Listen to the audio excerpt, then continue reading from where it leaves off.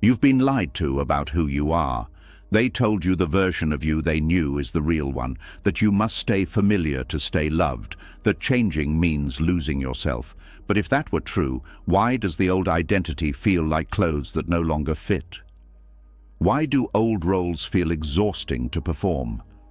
Why do you feel a quiet distance from the person you used to be? The truth is, the version of you they knew no longer exists. You are not meant to stay frozen in someone else's memory. You are meant to change, to awaken, to outgrow the life that once defined you, and Buddhist teachings reveal why this transformation is not loss, but liberation. For centuries, the wisest minds understood that suffering begins when we cling to a fixed self in a world that never stops moving.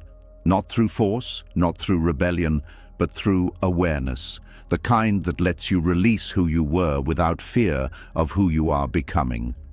Tonight, as you listen, something will loosen inside you. You will stop trying to return to the person others remember. The pressure to be understood will fade. A calm strength will take its place. And when you wake up tomorrow, you will see clearly that becoming unrecognizable was never betrayal. It was evolution. This isn't just another audio to fall asleep to. This is the moment you accept that you are allowed to change, even if no one else understands. Are you ready? Let's begin. Something inside you went quiet after that realization. Not peaceful quiet, not relief, but the kind of silence that follows when a truth finally lands and there is no way to argue with it anymore. You can't go back to being who you were, but the world around you hasn't caught up yet. People are still speaking to the old version of you, still expecting the same reactions, the same tolerance, the same personality that once kept everything predictable. And now you're standing in between two identities. The one that is already gone and the one that is still forming. This is where the grieving begins. It doesn't look like grief at first. There are no ceremonies for it, no clear moment where everyone acknowledges what was lost. It shows up in small, confusing ways. A conversation that suddenly feels heavy. A joke that no longer feels funny. A situation you used to tolerate that now drains you in minutes. You start noticing how much effort it takes to act like your former self, like wearing a costume that once fit perfectly but now feels tight across your chest. And the hardest part is that no one else can see the discomfort. From the outside, you look the same. Inside, everything has shifted. Grieving the identity others still expect is a strange kind of loss, because the person you're mourning is still technically alive. It's you. You remember how that version of you thought, what they feared, what they tolerated to stay loved. You understand why you became that person. At some point, it kept you safe. It helped you belong. It prevented conflict. It allowed you to survive environments that required you to shrink in order to stay included. So when you begin to let that identity fall away, it can feel like you're betraying the very strategy that carried you through life. Buddhist teachings speak of impermanence, but this is where the lesson becomes personal. Impermanence is not just about seasons changing or people aging. It is about identities dissolving. The self you performed was never permanent, only useful for a certain time. When the conditions that created it change, the identity naturally weakens. But the mind resists this process because it confuses familiarity with safety. Even if the old personality brought pain, it was predictable pain. And predictable pain feels easier to manage than the uncertainty of becoming someone new.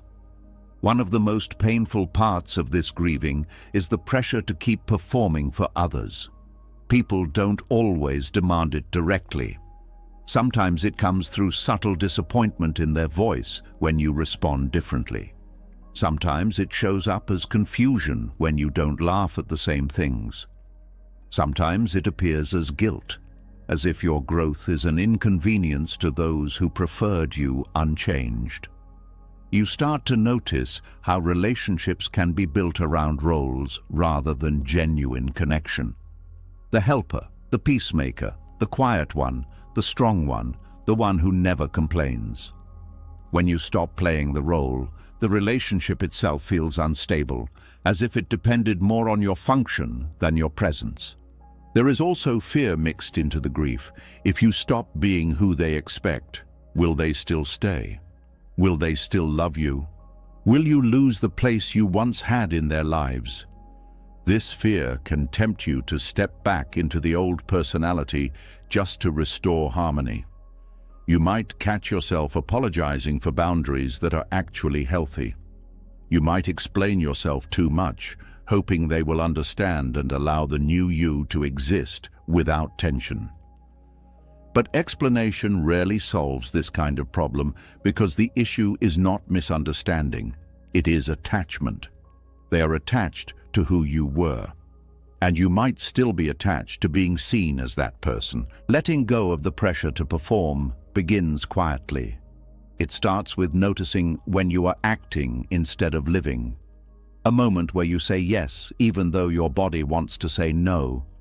A laugh that feels forced. A silence that hides your true opinion. Each of these moments becomes a doorway to awareness.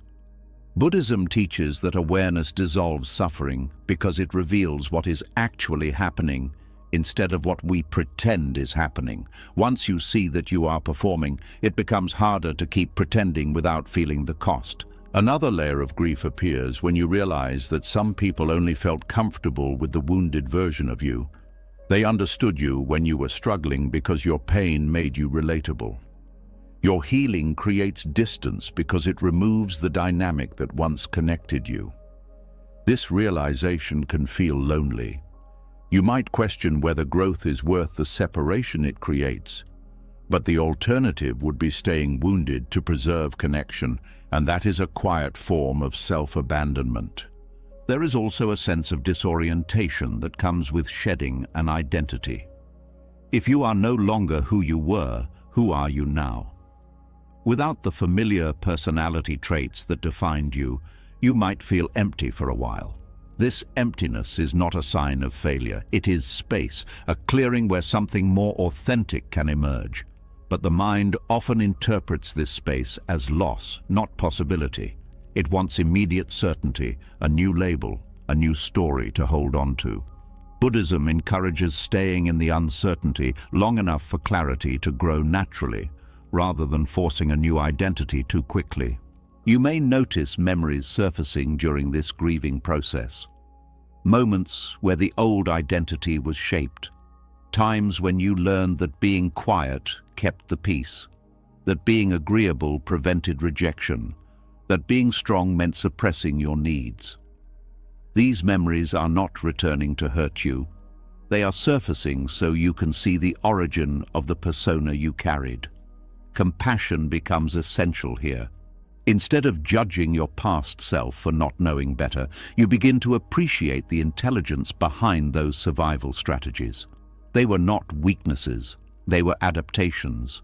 As you continue letting go, you may feel waves of doubt. The mind might whisper that you are becoming selfish or distant. It might romanticize the past, highlighting the moments when everything seemed simpler. But simplicity is not always truth. Sometimes it was simple because you were suppressing parts of yourself that didn't fit the narrative others expected. True peace comes from integration, not performance. Relationships will start to reveal their foundations during this time. Some will adapt and grow with you, others will resist, trying to pull you back into familiar patterns. You will see clearly who is connected to your essence and who is connected to your role. This clarity can hurt, but it also prevents future confusion. Instead of guessing who truly sees you, you begin to recognize it through their response to your change. There will also be moments of relief, even in the middle of grief. Small experiences where you realize how much energy you used to spend maintaining the old identity. A conversation where you speak honestly and nothing terrible happens. A decision made without consulting everyone else's expectations. These moments feel quiet but powerful, like stepping into fresh air after years in a crowded room. The pressure to perform fades gradually, not overnight. Some days you will slip back into old habits because they are deeply conditioned. That is not failure. It is part of the unwinding process. Each time you notice it and return to authenticity, the old pattern weakens. Buddhism describes this as unlearning rather than learning, removing what was layered on top of your natural state. Eventually, the grief begins to soften. You realize you are not losing yourself. You are losing the mask that hid you.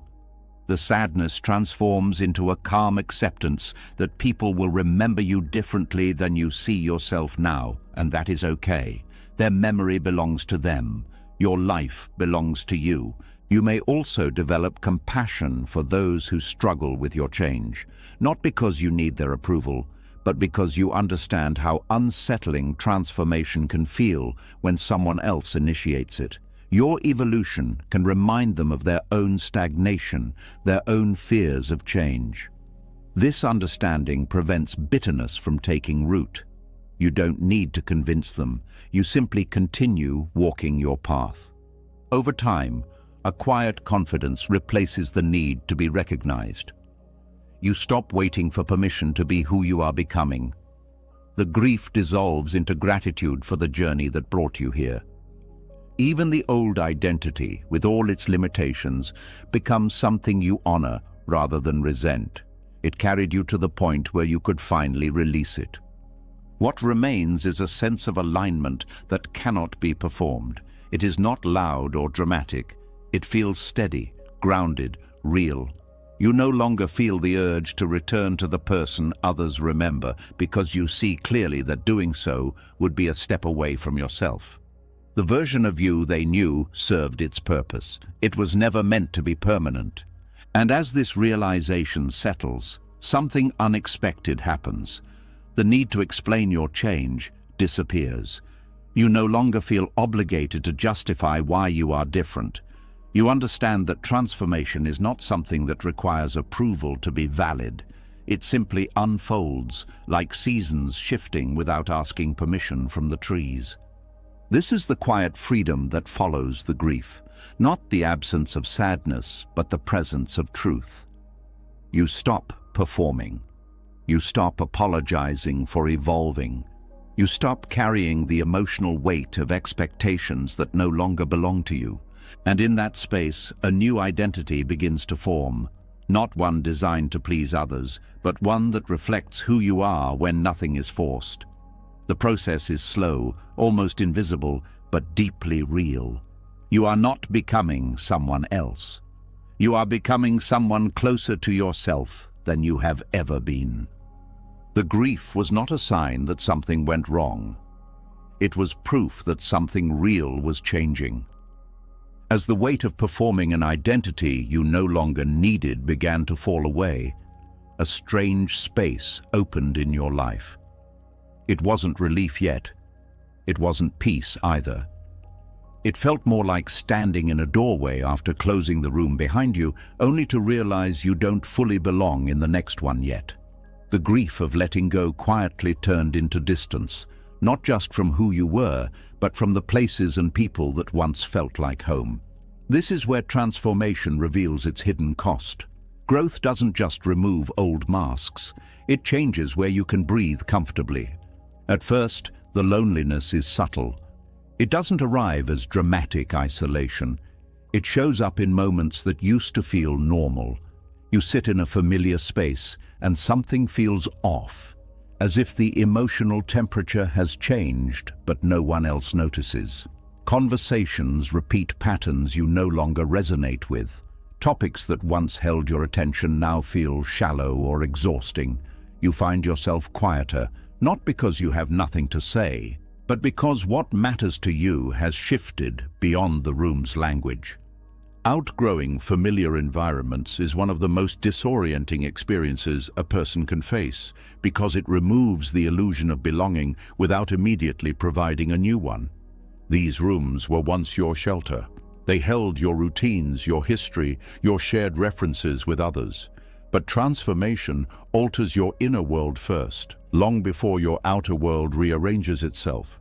So you begin to move through spaces that still look the same while feeling entirely different inside. This loneliness is not the result of rejection, it is the result of misalignment. You are not being pushed out. You simply no longer fit the emotional architecture of the room. The values that once kept you connected may now conflict with the clarity you have gained. What once felt comforting can begin to feel restrictive, like trying to breathe through fabric pressed too tightly against your face. There is also confusion because nothing obvious has changed externally. The same people are present, the same walls surround you, the same jokes circulate, yet your internal response has shifted so dramatically that it feels as though you have entered a parallel version of your own life. This is why personal transformation often feels like exile. You didn't leave intentionally. You woke up different and discovered the map no longer matches the terrain. Buddhist teachings describe this stage as part of awakening. When awareness expands, ignorance begins to dissolve, and with it the unconscious agreements that once kept relationships and environments stable. You start noticing dynamics that used to pass unnoticed. Patterns of control, avoidance, superficiality, emotional dependency. These realizations can create distance because awareness changes participation. You can no longer engage in the same way without feeling the tension between truth and habit. The exile feeling deepens when you attempt to reconnect and realize the effort is draining. You try to re-enter conversations, to act natural, to blend back in, but it feels like translating yourself into a language you no longer speak fluently. You leave interactions feeling tired rather than nourished. This is a sign that your nervous system has recalibrated to seek authenticity instead of familiarity. Loneliness in this phase is often mistaken for a problem to fix quickly. You might feel tempted to fill the silence with noise, to return to old distractions, to surround yourself with people, even if the connection is thin. But this loneliness has a purpose. It creates space for a new sense of self to stabilize without being pulled back into old patterns. If you rush to escape it, you risk rebuilding the same environment that no longer supports your growth. There is also a mourning for the comfort that used to exist. Even if the old room was limiting, it was known. There is security in predictability, even when it is unhealthy. Leaving that behind means stepping into uncertainty, and uncertainty triggers fear. The mind prefers a painful certainty over an unfamiliar possibility because at least pain can be anticipated. Freedom, on the other hand, cannot be fully predicted, and that unpredictability feels like danger to a mind trained by habit. Another layer of loneliness comes from the realization that not everyone will follow you into this new phase. Some people will remain exactly where they are, not because they don't care about you, but because their journey is different. You might wish they could see what you see, feel what you feel, grow alongside you. But growth cannot be forced or transferred. Each person awakens at their own pace, and sometimes paths that once ran parallel begin to diverge quietly. This divergence can feel like loss even when no conflict occurs. You may still care deeply about these people. You may still share history and affection, but the energy that once connected you begins to thin. Visits feel shorter. Conversations feel less satisfying. The silence afterward feels louder. It becomes clear that connection built on past versions of yourself cannot fully sustain the present one. During this exile phase, you may also encounter the fear that you will never find a place where you truly belong again. The mind starts creating stories. Maybe you changed too much. Maybe you became too distant. Maybe you lost something essential. Buddhism addresses this fear by reminding us that belonging is not found in rooms, but in awareness. When you become at home within yourself, the environment becomes less threatening. The exile dissolves into solitude, and solitude becomes fertile rather than empty. Solitude is different from loneliness. Loneliness feels like absence. Solitude feels like presence without distraction. As you spend time in this quieter space, you begin to hear your own thoughts more clearly. You notice what genuinely interests you, what energizes you, what no longer deserves your time. This self-knowledge could not have developed in the noise of the old environment because it required silence to surface. You also start to rebuild your relationship with yourself. For years, your identity may have been shaped by external feedback, how others reacted to you, what they expected, what roles you played. Without constant interaction reinforcing those roles, you begin to discover who you are without an audience. This discovery can feel both liberating and unsettling. Freedom without structure requires trust in your own judgment. Gradually, signs of a new life begin to appear. You encounter conversations that feel refreshing instead of exhausting. You meet people who respond to your authenticity with curiosity rather than discomfort. You find spaces where silence is not awkward, where depth is welcomed, where presence matters more than performance. These encounters may be rare at first, but they confirm that the exile was temporary, not permanent. You also learn to stop measuring connection by quantity. Instead of needing many people around you, you begin to value the quality of presence. A single, genuine conversation can feel more fulfilling than hours spent in superficial interaction. Your tolerance for empty engagement decreases because you now understand the cost of abandoning yourself for the sake of company. There is a quiet strength that develops during this period. You become less reactive to opinions, less desperate for validation, less afraid of being misunderstood. You realize that belonging does not require shrinking or pretending. It requires alignment between your inner world and your outer life. When that alignment exists, even a small circle can feel expansive. Eventually, what once felt like exile begins to resemble freedom. You move through spaces without needing them to define you. You can enter familiar rooms without being pulled back into old roles because your sense of self no longer depends on the environment. The loneliness fades not because you returned to who you were, but because you stopped resisting who you became. This transformation teaches a profound lesson. Sometimes you must lose the feeling of home in order to build one that is real. Familiarity is not the same as belonging. Familiarity can exist even in places that limit you. True belonging grows in spaces where you can exist without disguise. When you look back at this period, you may realize it was one of the most important transitions of your life. It forced you to choose authenticity over comfort, depth over convenience, truth over nostalgia. It showed you that growth is not just about gaining new qualities, but about releasing environments that cannot contain the person you are becoming. And in the quiet that remains, you understand something that once seemed impossible. Exile was never the destination. It was the bridge between who you were and the freedom you were moving toward. Freedom began to feel possible once the loneliness softened, but a quieter obstacle was still waiting. You could step into new spaces, speak differently, choose differently, yet something invisible kept pulling at your sleeve. Not a place, not a person standing in front of you, but a memory living inside others. You started noticing how people spoke to you as if time had stopped, as if the person you used to be was still standing right there in front of them. This is where transformation meets resistance that doesn't come from the present at all, but from the past refusing to loosen its grip.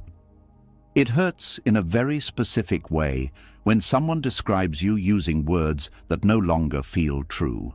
They talk about who you were as if it is still accurate, repeating stories that freeze you in a version of yourself you quietly outgrew. At first, you might smile and nod, not wanting to create discomfort. But inside, something tightens. You feel unseen, not because they don't care, but because they are looking at an old photograph while you are standing there in motion. Other people's nostalgia can feel warm on the surface. It can sound affectionate, even loving. They remember your old habits, your old reactions, your old vulnerabilities. They tell stories about you that once felt familiar. Yet nostalgia has a shadow side. It turns living people into fixed characters. It edits out growth, complexity, and pain, leaving only the parts that fit a comforting narrative. When you are the subject of that narrative, it can feel like being placed inside a glass case, where everyone admires who you used to be while ignoring who you are becoming. This quiet imprisonment often goes unnoticed because it doesn't look hostile. No one is trying to hurt you. They simply hold on to memories because those memories are part of their own identity. The version of you they remember is tied to how they understood their world at that time. If you change, it forces them to reconsider their own story. So without realizing it, they keep relating to you in the way that preserves their sense of stability. You may notice this in conversations where people respond to you based on your old personality rather than your current words. You express a boundary, and they laugh as if you are joking because the old you never set boundaries. You share a new perspective, and they dismiss it because they still see you as the person who once doubted themselves. They might even bring up your past mistakes repeatedly, not out of cruelty, but because those mistakes are part of the image they have stored. Buddhist teachings speak about attachment not only to things, but to ideas of self. This includes the ideas other people hold about you. Their attachment becomes a subtle pressure on your present moment. It tempts you to behave in ways that confirm their expectations so they don't feel disoriented. You might find yourself slipping back into old speech patterns, old humor, old passivity, simply because it is easier than confronting the discomfort of being seen as unfamiliar. Memory is powerful because it carries emotion. When someone reminisces about the past, it can awaken your own nostalgia. You might start doubting whether your change was necessary. You might wonder if you lost something valuable along the way. But nostalgia rarely shows the full picture. It highlights the pleasant fragments and blurs the pain that led to transformation in the first place.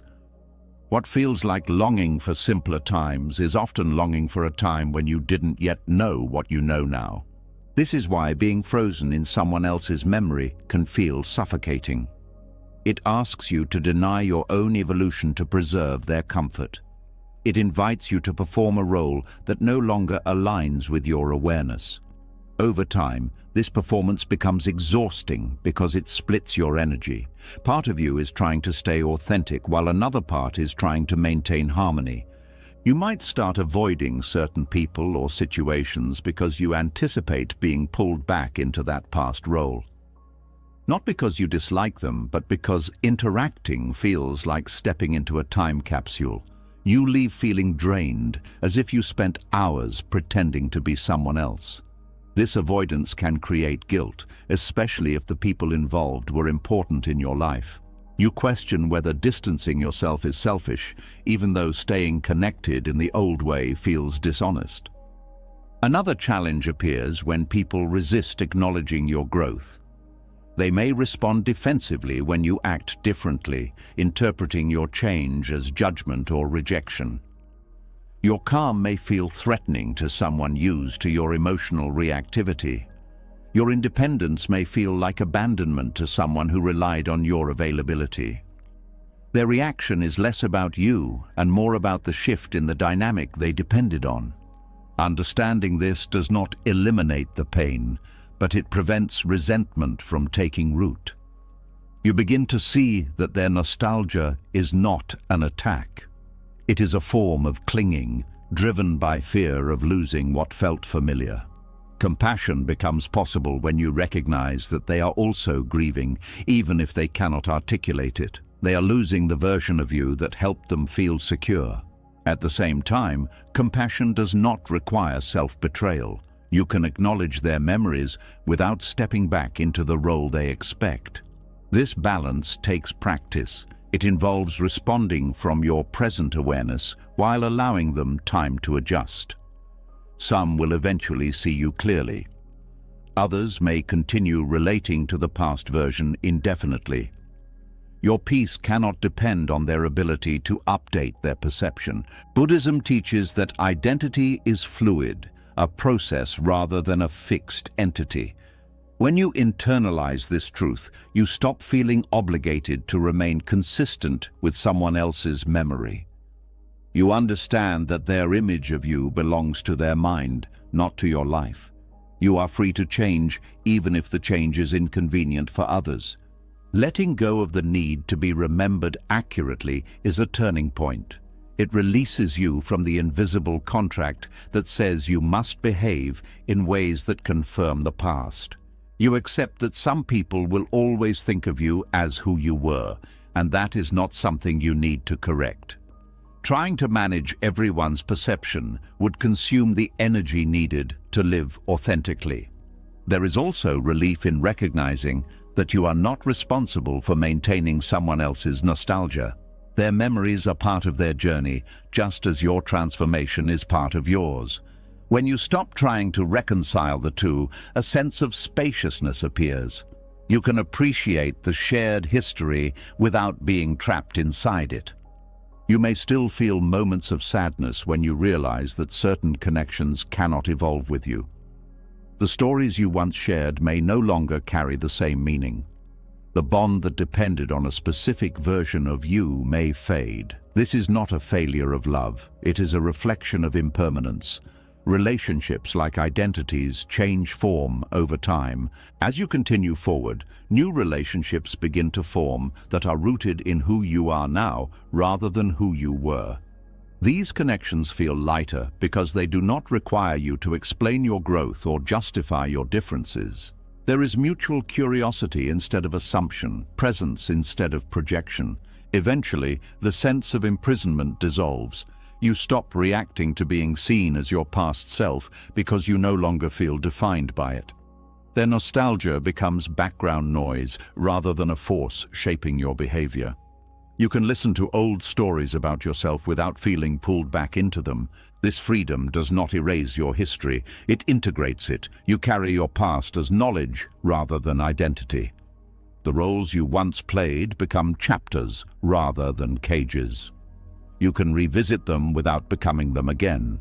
In this clarity, you understand something deeply reassuring. Memory can freeze images, but it cannot stop movement. You are not required to live according to someone else's snapshot. Your life unfolds in real time, guided by awareness rather than nostalgia. The quiet strength that emerges here prepares you for the next phase of transformation, where you learn to walk forward without needing everyone to follow or understand. The past loosens its grip, and the present finally feels wide enough to hold the person you are becoming. As the grip of memory began to loosen, and you stopped trying to live inside other people's snapshots of you, a new tension quietly surfaced. It wasn't about who they thought you were anymore. It was about who you once promised yourself you would be. Old dreams, old loyalties, old plans, all waiting patiently in the background, expecting you to follow through. You started to notice that growth doesn't just distance you from people. It can distance you from the life you once believed you were supposed to live. And this is where a different kind of courage becomes necessary. There is a particular sadness that comes from realizing you are no longer aligned with paths you once fought hard to walk. Goals that once gave you identity now feel hollow. Relationships that once felt permanent now feel like chapters that quietly closed. Even beliefs about what success or happiness should look like begin to dissolve. You may catch yourself wondering when exactly the shift happened, because it rarely arrives as a dramatic event. It unfolds slowly, like a landscape changing color while you are too busy surviving to notice. Disappointing old versions of your life feels uncomfortable because it challenges the idea that consistency equals integrity. You were taught to follow through, to stay loyal, to finish what you started. So when your heart moves in a different direction, it can feel like betrayal. You might worry that you are becoming unreliable or ungrateful for the opportunities you once prayed for. But growth often requires re-evaluating commitments made by a version of you who had different needs and different awareness. Silent agreements exist everywhere in life. Some were spoken openly, others were formed through expectations that were never discussed but always understood. You agreed to be the responsible one, the strong one, the accommodating one, the one who keeps everything stable. You agreed to pursue certain milestones because they were considered normal or admirable. You agreed to remain in environments that shaped your identity even after you outgrew them. These agreements felt natural at the time because they aligned with who you were then. When transformation begins, those agreements start to feel heavy. Not because they were wrong, but because they belong to a past reality. Continuing to honor them would require ignoring your present truth. This is where courage becomes necessary. It is not loud or dramatic courage, it is quiet, steady courage. The willingness to accept that some expectations will not be fulfilled, some promises will not be kept in the way they were originally imagined. You may feel guilt when you step away from paths that once defined you. Guilt for changing direction, for leaving roles unfinished, for no longer being who others relied on you to be. This guilt is rooted in empathy. You care about how your choices affect others, but guilt can also keep you stuck if it prevents honest evaluation of what is actually healthy for you now. Buddhism encourages compassion balanced with wisdom, caring without abandoning clarity. Another layer of this courage involves disappointing your own past hopes. There were dreams you held onto because they represented security, recognition, or belonging. Letting go of them can feel like admitting defeat, even when the release is necessary for growth. You might question whether you gave up too soon, whether perseverance would have eventually paid off. But not every path is meant to be completed. Some exist to lead you toward awareness of what truly matters. The difficulty lies in accepting that the person who made those plans was operating with limited information. They could not foresee the experiences that would reshape your priorities. They could not anticipate the ways your values would evolve. Holding yourself accountable to their vision indefinitely would be like expecting a child's drawing to guide an architect's blueprint. It was meaningful at the time, but it cannot define the structure you are building now. There is also fear of how others will interpret your shift. They may see your change as inconsistency, instability, or lack of commitment. They may remind you of what you said you would do, what you once believed, who you used to be.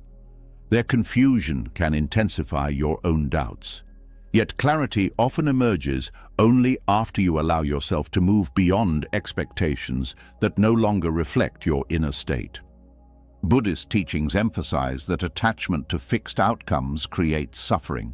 When you cling to a specific vision of your life, you resist the natural unfolding of experience. Accepting that plans can change is not a sign of weakness. It is a recognition of impermanence. Your life is not a contract you signed years ago. It is a living process responding to new insight. Courage in this context also means tolerating uncertainty. When you step away from familiar goals or roles, you may not immediately know what will replace them. This gap can feel frightening because it removes the structure that once guided your decisions. But the absence of a clear path can also be fertile ground for discovering possibilities that were invisible before. When you are not confined to predetermined outcomes, creativity and intuition have space to emerge. You may notice resistance from within as well as from others. Part of you wants to hold on to the old narrative because it provides a sense of continuity. Letting go feels like dissolving the story that once explained your life. But stories are tools, not prisons. They are meant to evolve as you gain new understanding. The courage to disappoint your past is the courage to update your story in real time. Relationships can shift during this process, because they were built around shared expectations. When you move away from those expectations, the dynamic changes. Some people will adapt and support your evolution. Others may struggle because your change disrupts their own sense of stability. Their reaction does not determine the validity of your growth. It simply reflects their capacity to adjust. It is important to recognize that disappointing old versions of your life does not erase the value of what came before. The experiences, lessons, and connections you gained remain part of you. You are not rejecting your past. You are integrating it while allowing yourself to move forward. This distinction prevents bitterness from replacing gratitude. There will be moments when nostalgia tempts you to return to what felt simpler. When uncertainty becomes overwhelming, the familiarity of old paths can seem comforting, but comfort alone cannot sustain fulfillment. If a direction no longer resonates, returning to it will eventually recreate the same tension that led you away. Trusting your present awareness requires patience with discomfort. As you continue, a quiet confidence begins to form. You realize that your life does not have to make sense to your past self or to those who remember you differently. The only requirement is that it aligns with your current truth. This alignment becomes a source of stability that external approval cannot provide. You also learn that disappointing expectations does not mean abandoning responsibility. It means redefining responsibility in a way that includes your well-being. You can still care deeply about others while refusing to sacrifice your growth to maintain outdated agreements. This balance is delicate, but it is essential for sustainable change. Over time, the fear of disappointing fades because you see the benefits of authenticity. Decisions become clearer. Energy that was once spent maintaining appearances becomes available for meaningful pursuits. You feel less fragmented because your actions reflect your inner state instead of contradicting it. Eventually, you understand that courage is not the absence of fear, but the willingness to act despite it. Each step away from old expectations strengthens your trust in yourself. Each honest decision reinforces the idea that your life belongs to the present, not to the past. This courage prepares you for the next stage of transformation, where compassion extends not only toward others, but toward the versions of yourself that struggled before you knew another way. Growth stops feeling like a series of losses and begins to feel like a gradual return to something more genuine. In this space, disappointment transforms into release. You are no longer trying to fulfill agreements you never consciously chose. You are living deliberately, guided by awareness rather than obligation. The past remains part of your story, but it no longer dictates the direction of your future. And with that realization, the fear of letting people down becomes less powerful than the relief of finally being honest with your own life. As you stepped further into a life guided by honesty instead of obligation, something else began to surface. A quiet realization that not everyone was reacting to your growth with resistance out of malice. Some of them were simply confused. They were not trying to hold you back. They just didn't know how to meet this version of you because the only language they had learned was the one spoken by your pain. The courage to move forward slowly opened into a softer understanding. Not everyone who struggles with your healing is against you. Some only knew how to love you when you were hurting. There is a particular kind of sadness that appears when you realize that certain people bonded with you through shared wounds. The connection was real, but it was built on survival, not wholeness. You were relatable because you were struggling. You were approachable because you needed support. You were understandable because your reactions fit a story they recognized. When healing begins, the story changes, and they no longer know their role in it. This does not mean the relationship was false. It means it was shaped by circumstances that no longer exist. Pain has a way of creating intimacy quickly. When two people recognize the same hurt in each other, it forms a bridge that feels strong because it is rooted in vulnerability. But when one person starts to heal, the bridge changes. The shared language of suffering fades, and without realizing it, both people can feel lost. Some may respond by trying to pull you back into the old dynamic. They might bring up painful memories repeatedly, as if reminding you of who you were will restore the connection. Others might become distant because your calm feels unfamiliar, even unsettling. Your stability may highlight their own unresolved struggles, and that contrast can create discomfort they don't know how to process. Buddhist teachings emphasize compassion not only for those who hurt us, but also for those who cannot understand us. Everyone moves at their own pace through awareness. Just as you once lived in patterns you now recognize as limiting, others are still navigating their own journeys. Seeing this clearly allows you to replace frustration with patience. Compassion does not mean returning to a wounded state to make others comfortable. It means recognizing that their reaction comes from confusion rather than rejection. They are adjusting to a version of you that no longer fits their expectations, and adjustment takes time. Some will learn to relate to you in a new way. Others may not. Compassion allows you to accept both outcomes without bitterness. There can also be grief for the simplicity that existed when you were hurting together. Shared struggle created a sense of unity. Healing can feel isolating because it changes the emotional balance.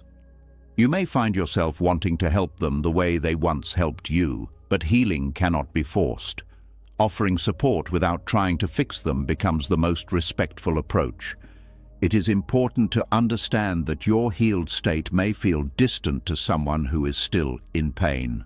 Not because you stopped caring, but because you no longer operate from the same emotional frequency. Where you once reacted with intensity, you now respond with calm. Where you once sought reassurance, you now rely on inner stability. This difference can feel like separation, even when love remains. Compassion also involves forgiving yourself for not being able to meet everyone where they are. You may wish you could carry others with you, ensure they never feel left behind. But growth is not something that can be transferred like an object. Each person must walk through their own experiences to reach understanding. Your role is not to rescue, but to remain kind while honoring your boundaries. Some people may interpret your healing as indifference. They might say you changed too much, became too distant, forgot where you came from. These statements often reflect their fear of losing the connection that existed before. Responding defensively will not resolve this fear. Responding with calm acknowledgement can ease the tension without compromising your progress. There is also a deeper layer of compassion that develops when you realize you were once in their position. There was a time when you could not understand someone else's growth either. You may have felt abandoned when others moved forward. Remembering this prevents judgment from replacing empathy. It reminds you that confusion is part of the human experience, not a flaw. Your healed presence can still offer comfort even if it feels unfamiliar. Stability has a quiet influence. Over time, some may begin to trust the calm you embody. They may see that healing did not erase your humanity. It simply allowed you to express it without the distortion of pain. This gradual recognition can rebuild connection in a healthier form. However, compassion also requires accepting that some relationships will remain rooted in the past. Not every bond can evolve. Letting go without resentment becomes an act of kindness toward both yourself and the other person. You release them from the expectation to change while freeing yourself from the pressure to stay the same. As you continue forward, you learn to hold space for different emotional realities without absorbing them. You can listen without becoming overwhelmed. You can care without sacrificing your equilibrium. This balance is a sign that healing has reached a level where it no longer depends on external harmony. You may also discover new ways to connect that do not rely on shared suffering. Conversations about growth, creativity, presence, or simple everyday experiences can replace discussions centered on pain. These connections feel lighter because they are not anchored in survival mode. They allow joy to become part of the relationship. Compassion transforms the narrative from separation to understanding. Instead of seeing yourself as someone who left others behind, you begin to see yourself as someone who walked a path that is open to anyone willing to take it. Your healing becomes a quiet invitation rather than a dividing line. There is peace in knowing that you do not need everyone to relate to your present self for it to be valid. Recognition is not a requirement for authenticity. Your journey does not lose meaning simply because it is not understood by all. Trusting this truth allows you to move without carrying unnecessary guilt. Over time, you stop measuring relationships by how closely others mirror your state. You appreciate differences without feeling threatened by them. You can love people at various stages of awareness while remaining grounded in your own. This flexibility reflects a deeper maturity that sees growth as a continuous process rather than a destination. Eventually, compassion circles back to yourself. You recognize the strength it took to heal, the vulnerability it required, the uncertainty you endured. Instead of minimizing your progress to maintain connection, you honor it quietly. Self-respect becomes the foundation from which genuine compassion flows. In this understanding, the distance between you and those who only knew your wounded self feels less painful. It becomes part of the natural unfolding of life. Some people meet us in certain chapters and not others. Their presence was meaningful, even if it was temporary. Appreciating that meaning without clinging to permanence allows you to carry the connection without being bound by it. As this perspective settles, your heart feels lighter, not because everyone now understands you, but because you no longer need them to. Compassion dissolves the tension between past and present. It replaces the urge to explain with the willingness to accept. And in that acceptance, you become capable of relating to others from a place that is no longer shaped by wounds, but by awareness. This is where healing stops being something you guard and becomes something you quietly embody, influencing the world around you without effort. As compassion settled into your heart, and you stopped expecting others to understand your transformation, a deeper realization quietly emerged. It did not come as comfort, it came as clarity, the kind that rearranges everything you thought was still possible. You began to see that even if you wanted to return to the life you once knew, something essential had changed. Not the world around you, but the way you see it. And once vision changes, the past stops being a place you can live in. It becomes a memory you can visit but never inhabit again. There is a moment in every transformation that feels like waking up too far from a dream to fall back asleep. At first, you might try. You might revisit old routines, reconnect with familiar places, attempt conversations that once felt natural. You hope that something inside you will switch back, that the ease you once felt will return. But instead of comfort, you feel a quiet resistance, as if your inner world refuses to cooperate with the script. This resistance is not stubbornness, it is awareness refusing to shrink. The shock comes from realizing that change is not reversible in the way we imagine. We grow up believing that if something doesn't work out, we can simply go back to what existed before. But awareness does not work like that. Once you see clearly, the illusion dissolves. You cannot unknow what you know. You cannot unfeel what you have felt. You cannot return to ignorance after tasting understanding. Buddhist teachings describe this as awakening from delusion, not in a dramatic sense, but in a gradual one. You begin to notice the patterns that once controlled you. You see how fear shaped your decisions, how attachment kept you stuck, how approval influenced your sense of worth. These insights create distance between you and the person who operated without questioning those forces. Returning would require pretending you never learned these lessons, and the mind cannot convincingly maintain that illusion for long. The past may still call to you during moments of uncertainty. When the new path feels unclear, nostalgia offers a comforting alternative. It presents an edited version of what used to be, highlighting familiarity while minimizing the reasons you left. You might remember the warmth without the suffocation, the stability without the stagnation. This selective memory can create the illusion that returning would solve your discomfort, but when you step closer, the illusion dissolves. The same environment that once felt safe now feels constricting. The conversations repeat without depth. The emotional dynamics remain unchanged. You realize that what you missed was not the situation itself, but the sense of certainty it provided. Certainty, even when limiting, can feel safer than freedom because it removes the burden of choice. The shock intensifies when you accept that there is no bridge back, only forward. Growth does not erase the past, but it transforms your relationship with it. The person who lived that life no longer exists in the same form. Trying to return would be like wearing clothes designed for a different body. They might still fit physically, but they no longer align with how you move. This realization can bring grief because it marks the end of a possibility you unconsciously held onto. As long as you believed you could return, you had a safety net. You could explore change without fully committing because retreat seemed available. When that option disappears, you face the full reality of transformation.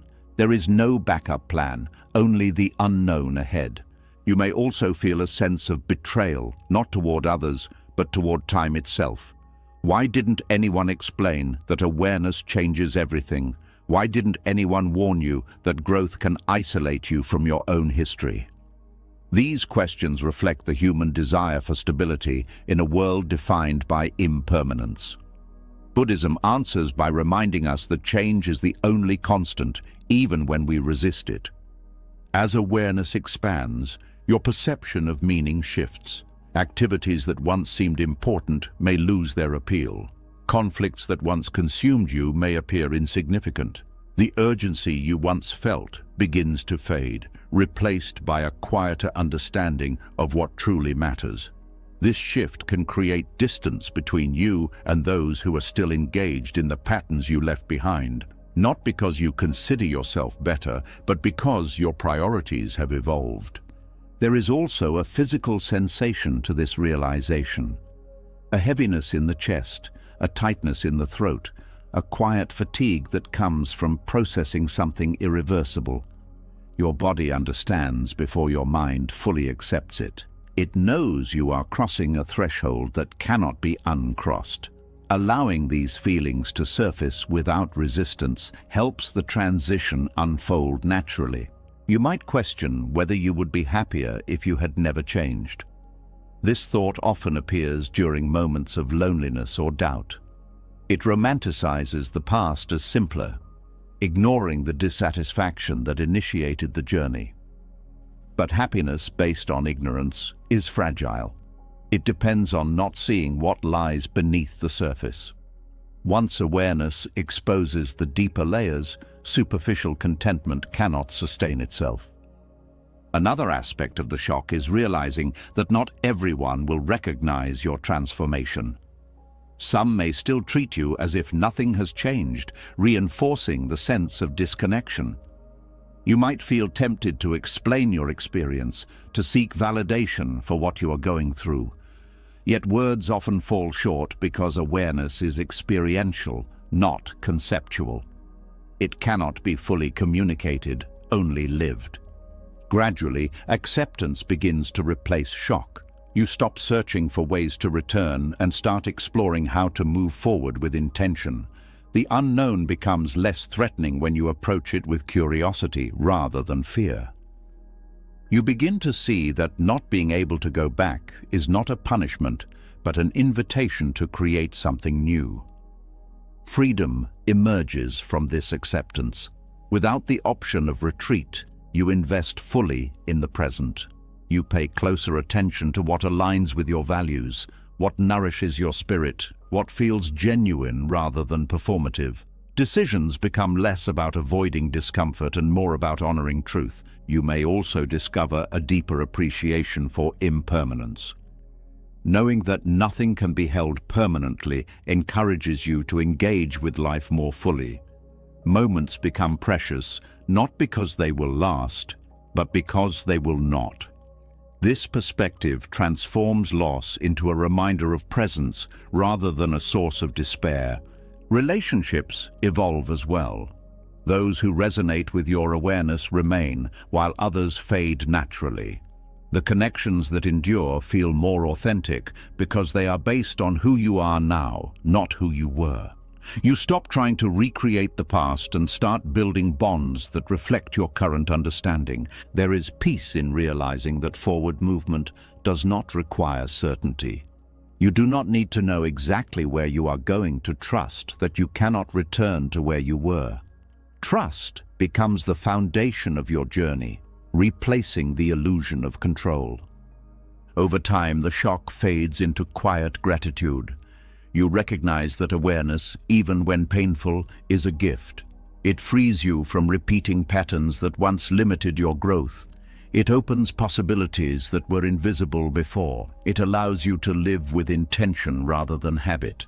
You may still visit the past through memories, but you no longer feel tempted to stay there. The memories become part of your story, not a place you long to inhabit.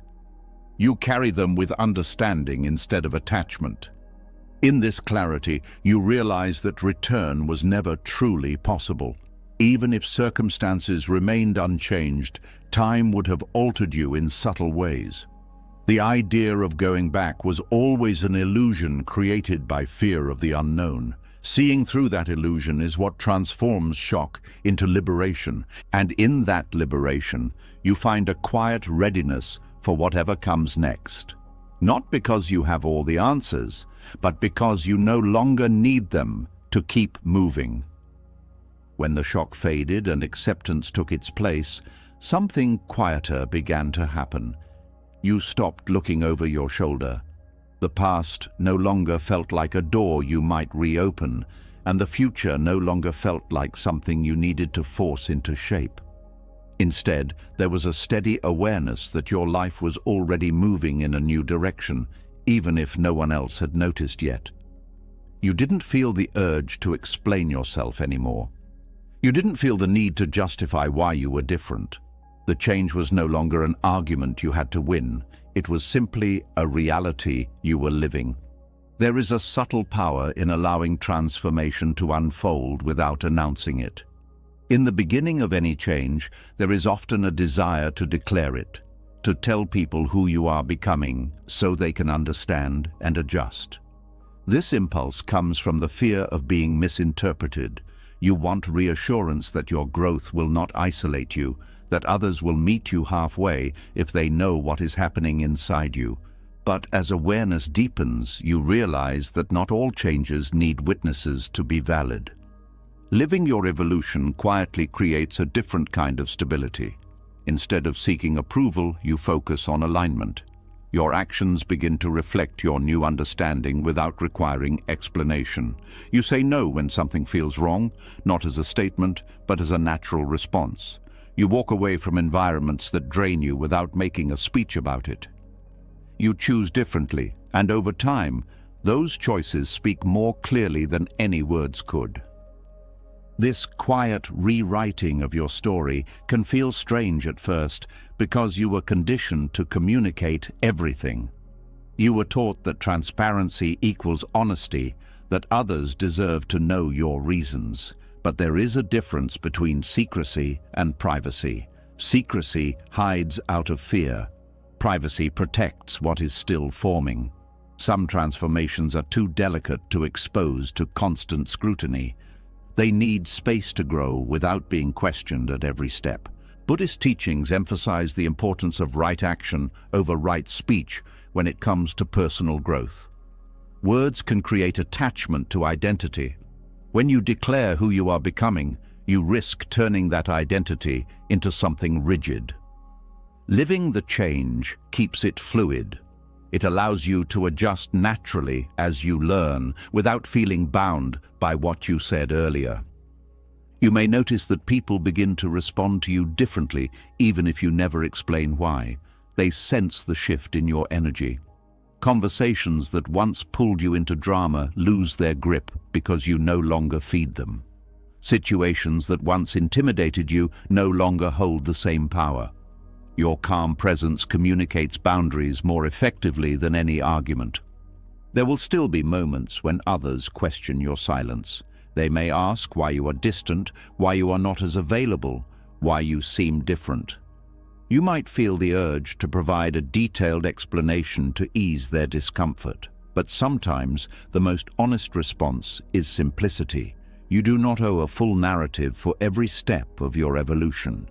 A gentle acknowledgement without elaboration can maintain peace while preserving your space. Rewriting your story without announcing it also protects you from unnecessary conflict.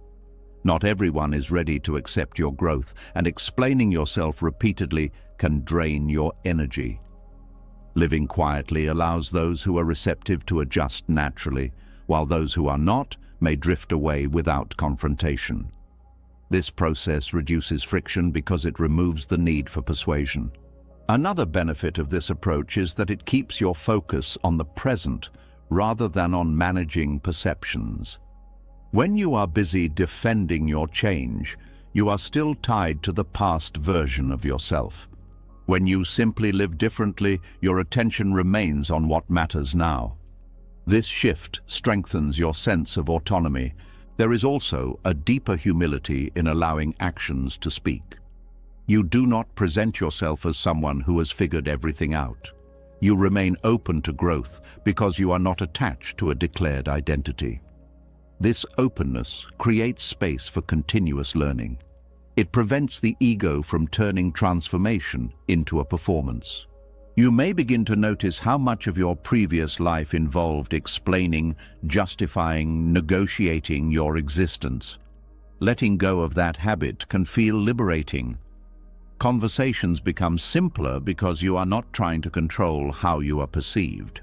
You express what is necessary and let the rest unfold naturally.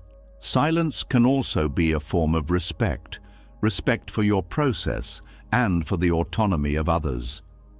By not forcing your narrative onto them, you allow them to interpret your change in their own way. Some will see it clearly, others will misunderstand. Accepting both outcomes without anxiety reflects a deeper confidence. Over time, the story of your life begins to look different, not because you rewrote it deliberately, but because your choices redirected its path. Opportunities that align with your values appear. Relationships based on authenticity replace those based on obligation. Your environment gradually reflects the person you have become, even if you never announced the transition. There may still be moments of doubt, especially when you encounter resistance or misunderstanding. You might wonder if silence is causing distance, but distance is not always negative. It can be a natural adjustment period while others recalibrate their perception of you. Trusting this process requires patience. Buddhism teaches that attachment to identity creates suffering because it resists the fluid nature of existence. By not announcing who you are becoming, you reduce attachment. You allow yourself to evolve continuously without needing to maintain consistency for the sake of appearances. You also discover that people who truly care will focus on how you treat them rather than on explanations. Kindness, presence, and honesty communicate more than declarations. Those who value you will adapt to your growth because they are invested in your well-being, not just in familiarity. As you continue, you may feel a quiet satisfaction in knowing that your life reflects your truth without needing validation. This satisfaction is not pride. It is alignment. It comes from living in accordance with your understanding rather than with expectations. Eventually, the need to narrate your transformation disappears entirely. You realize that your story is not a fixed script, but an unfolding process. Each day adds a new layer without erasing the previous ones. You are not abandoning your past, you are integrating it into a larger perspective. This approach also allows you to remain compassionate toward those who are still attached to earlier versions of you. You do not challenge their memories aggressively because you no longer feel threatened by them. Your identity is grounded in the present, not in their perception. There is freedom in knowing that you do not have to convince anyone of your authenticity. Authenticity reveals itself over time through consistency. Your calm responses, your thoughtful decisions, your steady boundaries become the new narrative others learn to recognize. In this quiet rewriting, you begin to experience a deeper peace. Not the dramatic peace of a resolved conflict, but the steady peace of living without internal contradiction. Your outer life gradually matches your inner clarity. You may look back and realize that the most significant changes happened without announcements, without ceremonies, without dramatic moments. They happened in ordinary decisions made differently, repeated until they formed a new pattern.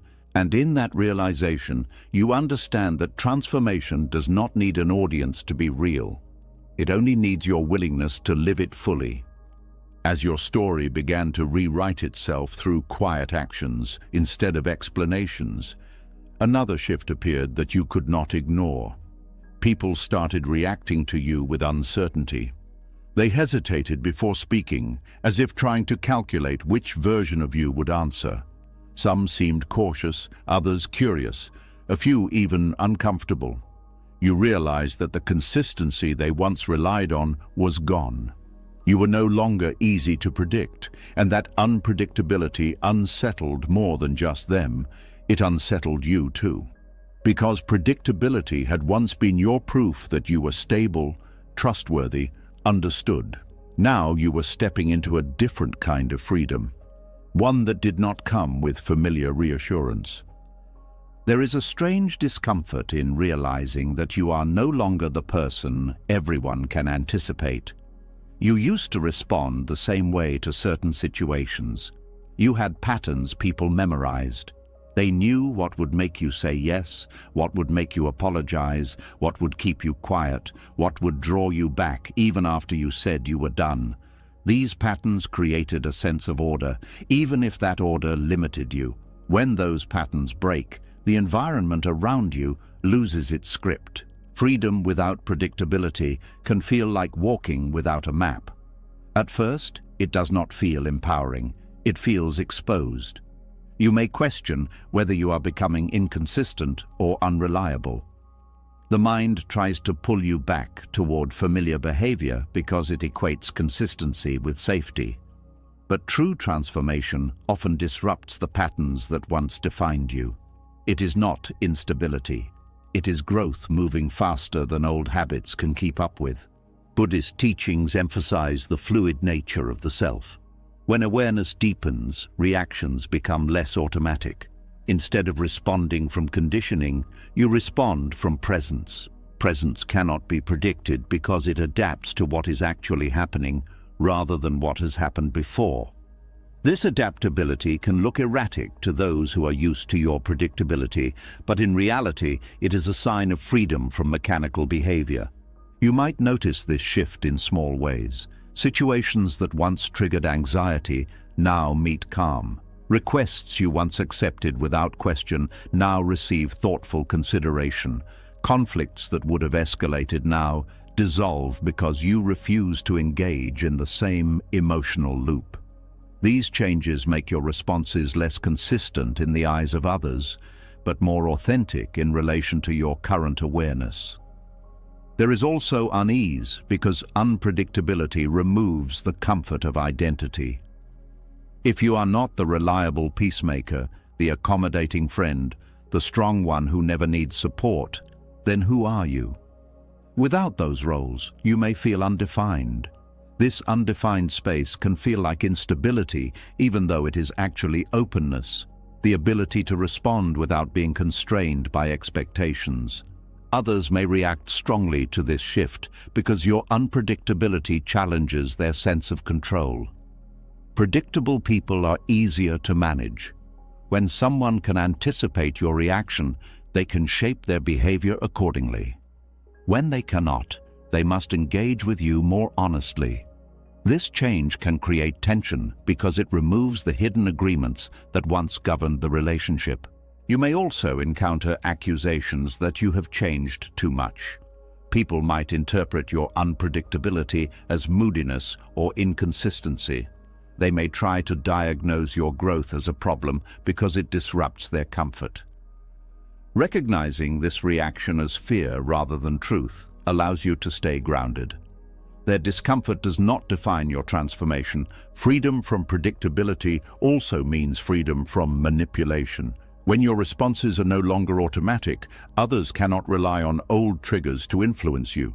Guilt, pressure, flattery, or urgency lose their effectiveness because you pause before reacting.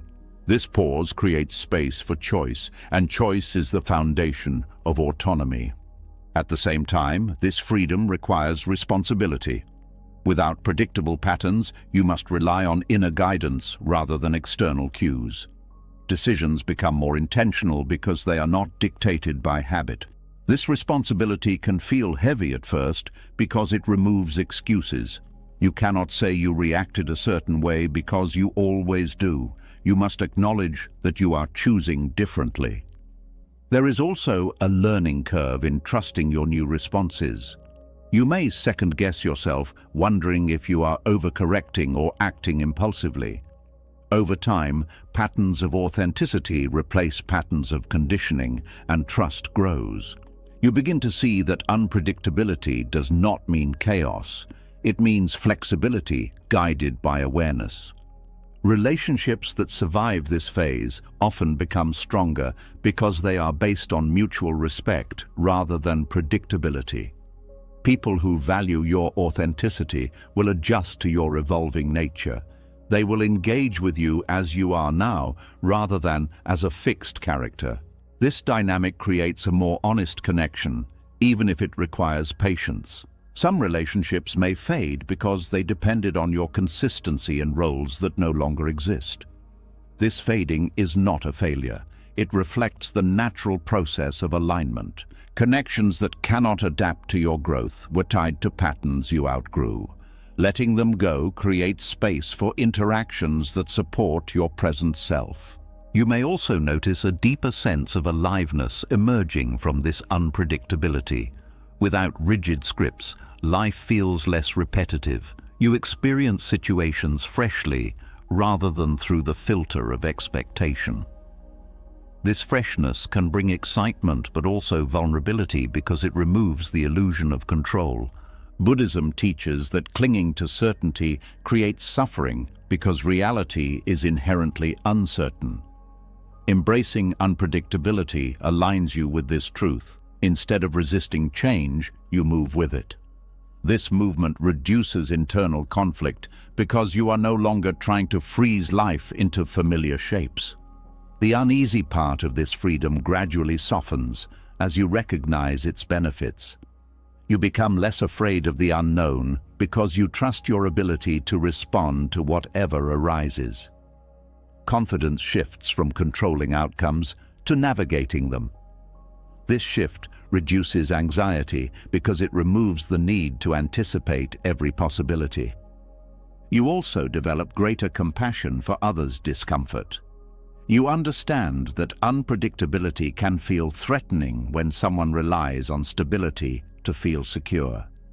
This understanding allows you to respond gently rather than defensively. You do not need to convince them of your growth. Your consistent presence, even within unpredictability, will speak over time. As your life continues to unfold, unpredictability becomes less noticeable to you because it feels natural. You stop comparing your current behavior to past patterns. You simply act in accordance with your awareness. This ease reflects integration, the point where change no longer feels like effort. Eventually, what once felt unsettling becomes a source of quiet pride. You recognize that your inability to be easily predicted means you are no longer trapped by conditioning.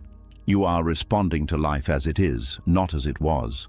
This responsiveness allows for deeper engagement with the present moment.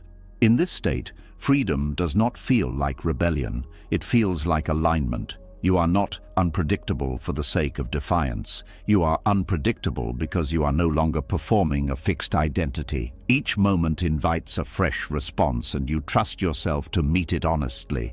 And in that trust, the uneasy freedom transforms into a steady confidence that does not depend on being understood. As unpredictability settled into something steady and you stopped measuring yourself against who you used to be, another quiet threshold appeared. It was not about how others saw you anymore. It was about who you were when no one was watching at all, without the familiar reactions, without the reminders of your past roles, without the people who knew your history. You were left alone with something both liberating and unsettling: your own presence. And in that silence, a question surfaced that no one else could answer for you. There is a unique vulnerability in being alone without witnesses to your past. For years, your identity was reinforced through interaction. People remembered your stories, reflected your habits back to you, reminded you of the roles you played. Their presence created continuity, a sense that you were still the same person because they treated you as such. When those witnesses are absent, continuity dissolves. You are not required to perform any version of yourself, and that freedom can feel disorienting. At first, the absence of witnesses might feel like relief. No expectations to meet, no need to maintain a persona, no pressure to explain your choices. But relief quickly gives way to uncertainty. Without external reference points, you may struggle to define yourself. You notice how often your sense of identity depended on feedback. Approval, recognition, even conflict. Without those signals, you must rely on internal awareness, something that takes time to trust. This stage of transformation often occurs when you move into new environments, spend extended time alone, or simply withdraw from familiar social circles. The quiet allows your conditioned responses to fade, revealing patterns you did not see before. You might discover habits that belonged more to your surroundings than to your authentic preferences. Interests that once felt essential may no longer resonate when no one is there to validate them. Buddhist teachings emphasize the illusion of a fixed self. When you meet yourself without witnesses, this illusion becomes easier to see. Identity is revealed as a collection of memories, roles, and expectations rather than a permanent essence. This realization can feel unsettling because it removes the solidity you once relied on, but it also opens the possibility of redefining yourself based on present awareness rather than past conditioning. You may experience moments of emptiness during this process, not a painful emptiness, but a neutral one, like a blank page waiting to be written. This emptiness is often misunderstood as loneliness or loss of purpose. In reality, it is space, the absence of imposed narratives. Learning to sit with this space without rushing to fill it is a crucial part of self-discovery. Without witnesses, you are free to explore aspects of yourself that were suppressed before. You might experiment with new routines, new ways of thinking, new priorities. There is no audience to judge whether these changes are consistent with your past. This freedom allows for authenticity to emerge organically rather than through deliberate reinvention. However, the lack of external validation can also trigger doubt. You might wonder if your growth is real or if it only existed in contrast to others. When no one is there to acknowledge your change, it can feel invisible. This invisibility tests your commitment to authenticity. Are you still the person you have become when no one affirms it? Can you trust your inner clarity without external confirmation? Meeting yourself alone also reveals how you relate to silence. If you were accustomed to constant stimulation, the quiet can feel uncomfortable. Thoughts that were drowned out by noise begin to surface. Unresolved emotions may appear with surprising intensity. Instead of distractions to escape them, you have only awareness. This confrontation is not meant to overwhelm you, but to allow integration of experiences that were previously avoided. As you remain in this space, a deeper sense of self begins to form. It is not based on labels or roles, but on direct experience. You notice what genuinely brings you peace rather than what you were told should. You recognize your natural rhythms without adjusting them to fit expectations. You start making decisions that align with your values, even when no one is there to approve them. This self-knowledge creates a quiet confidence, not the loud confidence of performance, but the calm assurance that you can exist without needing to prove anything. You become less reactive to opinions because your sense of identity no longer depends on being understood. Misinterpretation loses its power because it does not threaten your internal stability. You may also develop a new appreciation for solitude.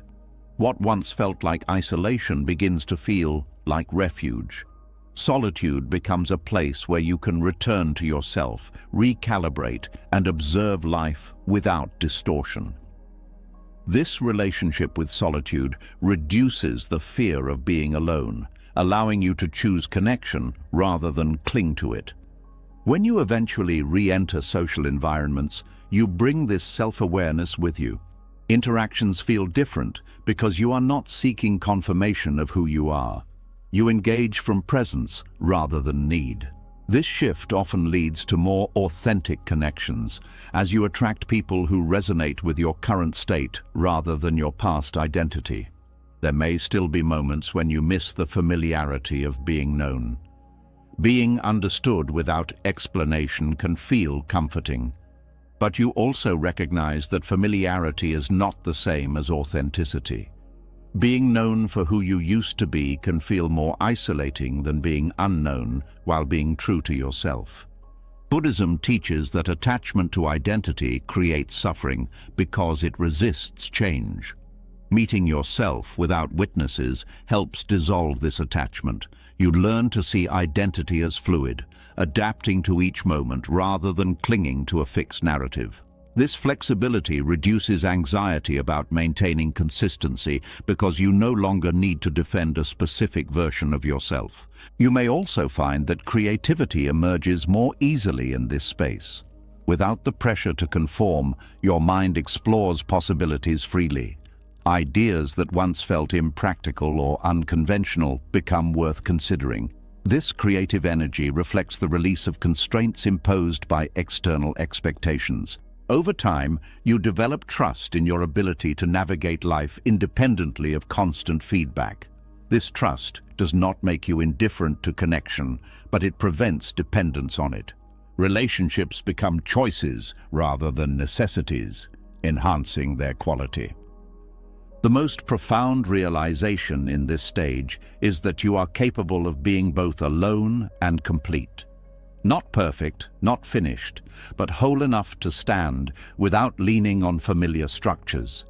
This wholeness is not something others can give or take away. It arises from understanding yourself beyond the roles you played. As you continue forward, you may notice that the need to revisit the past decreases. You carry your history without being defined by it. Encounters with people who knew your previous self no longer trigger confusion because you know who you are regardless of their perception. Eventually, meeting yourself without witnesses transforms from a challenge into a foundation. It becomes the place you return to whenever life feels overwhelming. A quiet center that remains steady even as circumstances change. In that center, you realize that identity does not need constant confirmation to exist. It lives in awareness, in presence, in the simple act of being fully engaged with the moment. And from that place, you step back into the world not as someone searching for themselves, but as someone who has learned how to meet themselves again and again, regardless of who is watching. After learning to meet yourself without the witnesses of your past, something else begins to change in the way you relate to unfinished stories.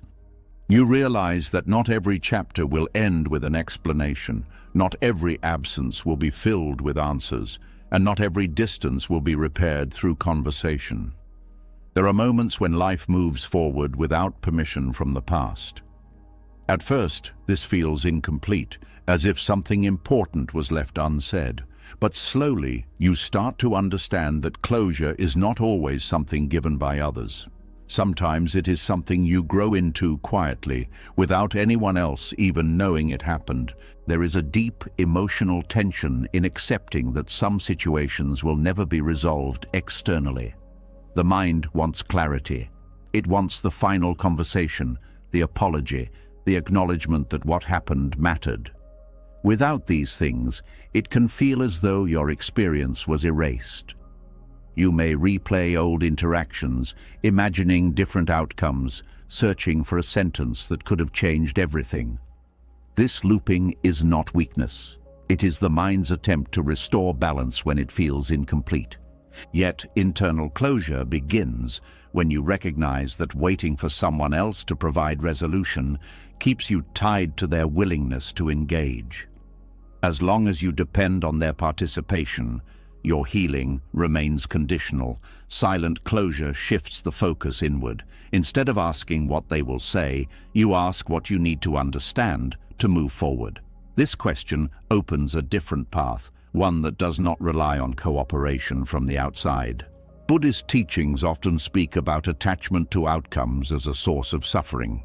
Wanting a specific conversation, a specific response, or a specific apology creates resistance when reality does not deliver it. Letting go of that attachment does not mean the experience did not matter. It means you refuse to let unresolved external factors dictate your internal state. There is also grief in this process. Letting go without explanation can feel like abandoning a part of your story. You may worry that moving on silently invalidates your feelings or minimizes what happened. But internal closure is not denial. It is acknowledgement without dependence. You allow the experience to exist without requiring it to be completed in a particular way. Sometimes the absence of conversation is itself the answer. When someone chooses not to engage, they communicate their limits, even if they never articulate them. Recognizing this can be painful, but it also clarifies where you stand. You stop waiting for a version of them that may never appear. Acceptance replaces expectation. Silent closure also involves forgiving yourself for what you did not know at the time. The past often contains moments where you wish you had acted differently, spoken more clearly, or left sooner. Without external resolution, self-blame can linger. Internal closure requires compassion for your earlier self, acknowledging that you acted with the awareness you had then. As you release the need for external validation, you begin to reclaim energy that was previously spent on rumination. Thoughts about what could have been gradually lose intensity. Space opens for new experiences that are not overshadowed by unfinished business. This shift feels subtle but profound, like stepping out of a room where the air was heavy without realizing how much it was weighing on you. You may also discover that closure does not erase memory. You still remember what happened, but it no longer dominates your emotional landscape. The memory becomes a reference point rather than a wound. This transformation happens quietly, often without a specific moment you can point to. Another aspect of silent closure is accepting that not everyone will understand your perspective.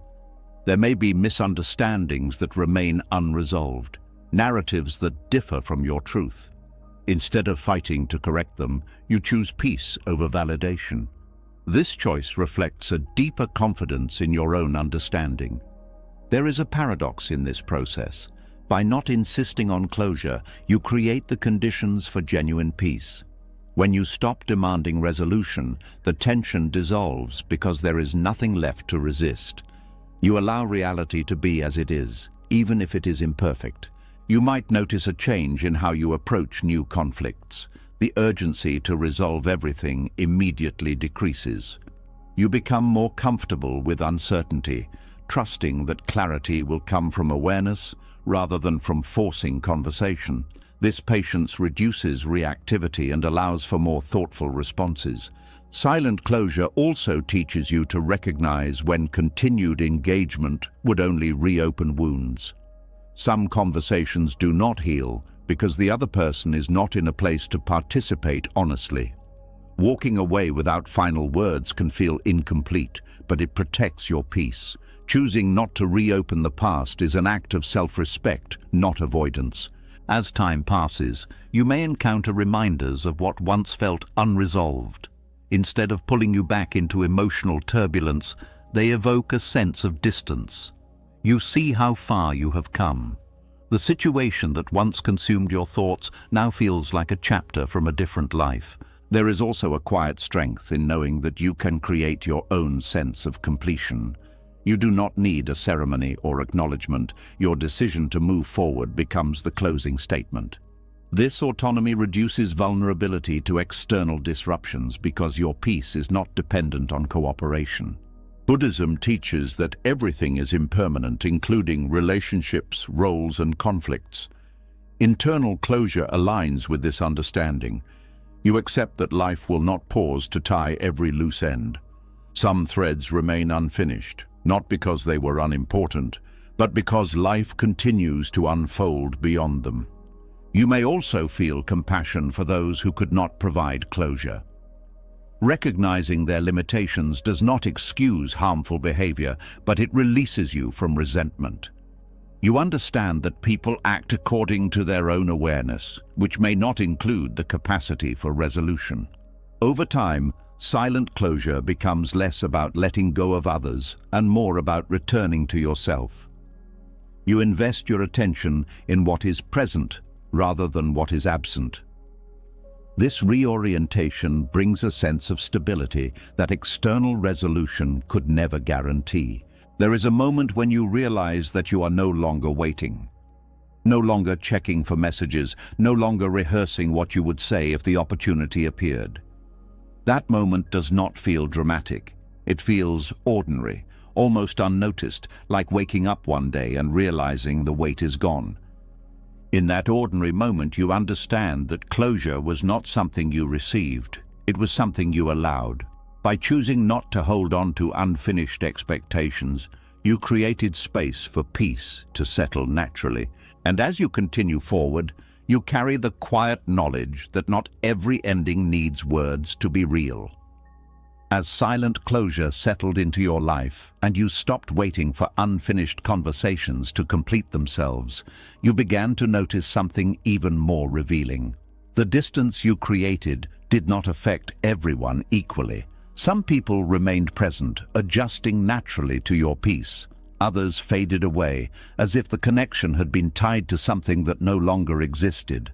At first, this felt confusing, even painful. You wondered if you had done something wrong, if your growth had somehow pushed people away. But slowly, a clearer understanding began to form. Not every relationship was built to survive your healing. Some were anchored in the version of you that needed them in a very specific way. There is a difficult realization that comes when you begin to feel stronger inside. You start to see how certain bonds were sustained, not by mutual understanding, but by imbalance. When you were struggling, uncertain, or hurting, those relationships had a defined role. They offered advice, comfort, distraction, or control. Your pain created a structure that kept the connection active. Once that pain began to fade, the structure lost its purpose. At first, you may try to preserve the relationship by recreating old patterns. You might downplay your progress, speak about your life as if nothing has changed, or avoid topics that reflect your growth. This effort comes from loyalty and fear of loss, but it also reveals how much of the connection depended on your suffering being visible. When authenticity replaces performance, tension appears because the dynamic no longer fits. Buddhist teachings often describe attachment as clinging to conditions that are constantly changing. Some relationships are attached to the conditions of your pain because it gave them a clear identity. When the condition changes, they struggle to adapt. This does not necessarily mean the other person is malicious. It means the connection was formed around a shared experience that no longer defines you. You may notice that conversations feel different. Topics that once brought you together now feel heavy or irrelevant. Attempts to share your new perspective might be met with disinterest, skepticism, or subtle resistance. It can feel as though they prefer the version of you who was easier to relate to because you were operating from a familiar place of vulnerability. There is also a psychological comfort in being needed. When you were struggling, others could feel useful by helping you. Your healing removes that role, leaving them unsure of how to connect. This uncertainty can lead to distance because they do not know how to engage with a version of you that no longer requires rescue or reassurance. Sometimes the dependency went both ways. You might realize that you relied on certain people to validate your pain or to reinforce a narrative about yourself. As you release that narrative, the connection weakens because its foundation dissolves. Recognizing this can be humbling. It shows that relationships are often sustained by unconscious agreements rather than conscious choice.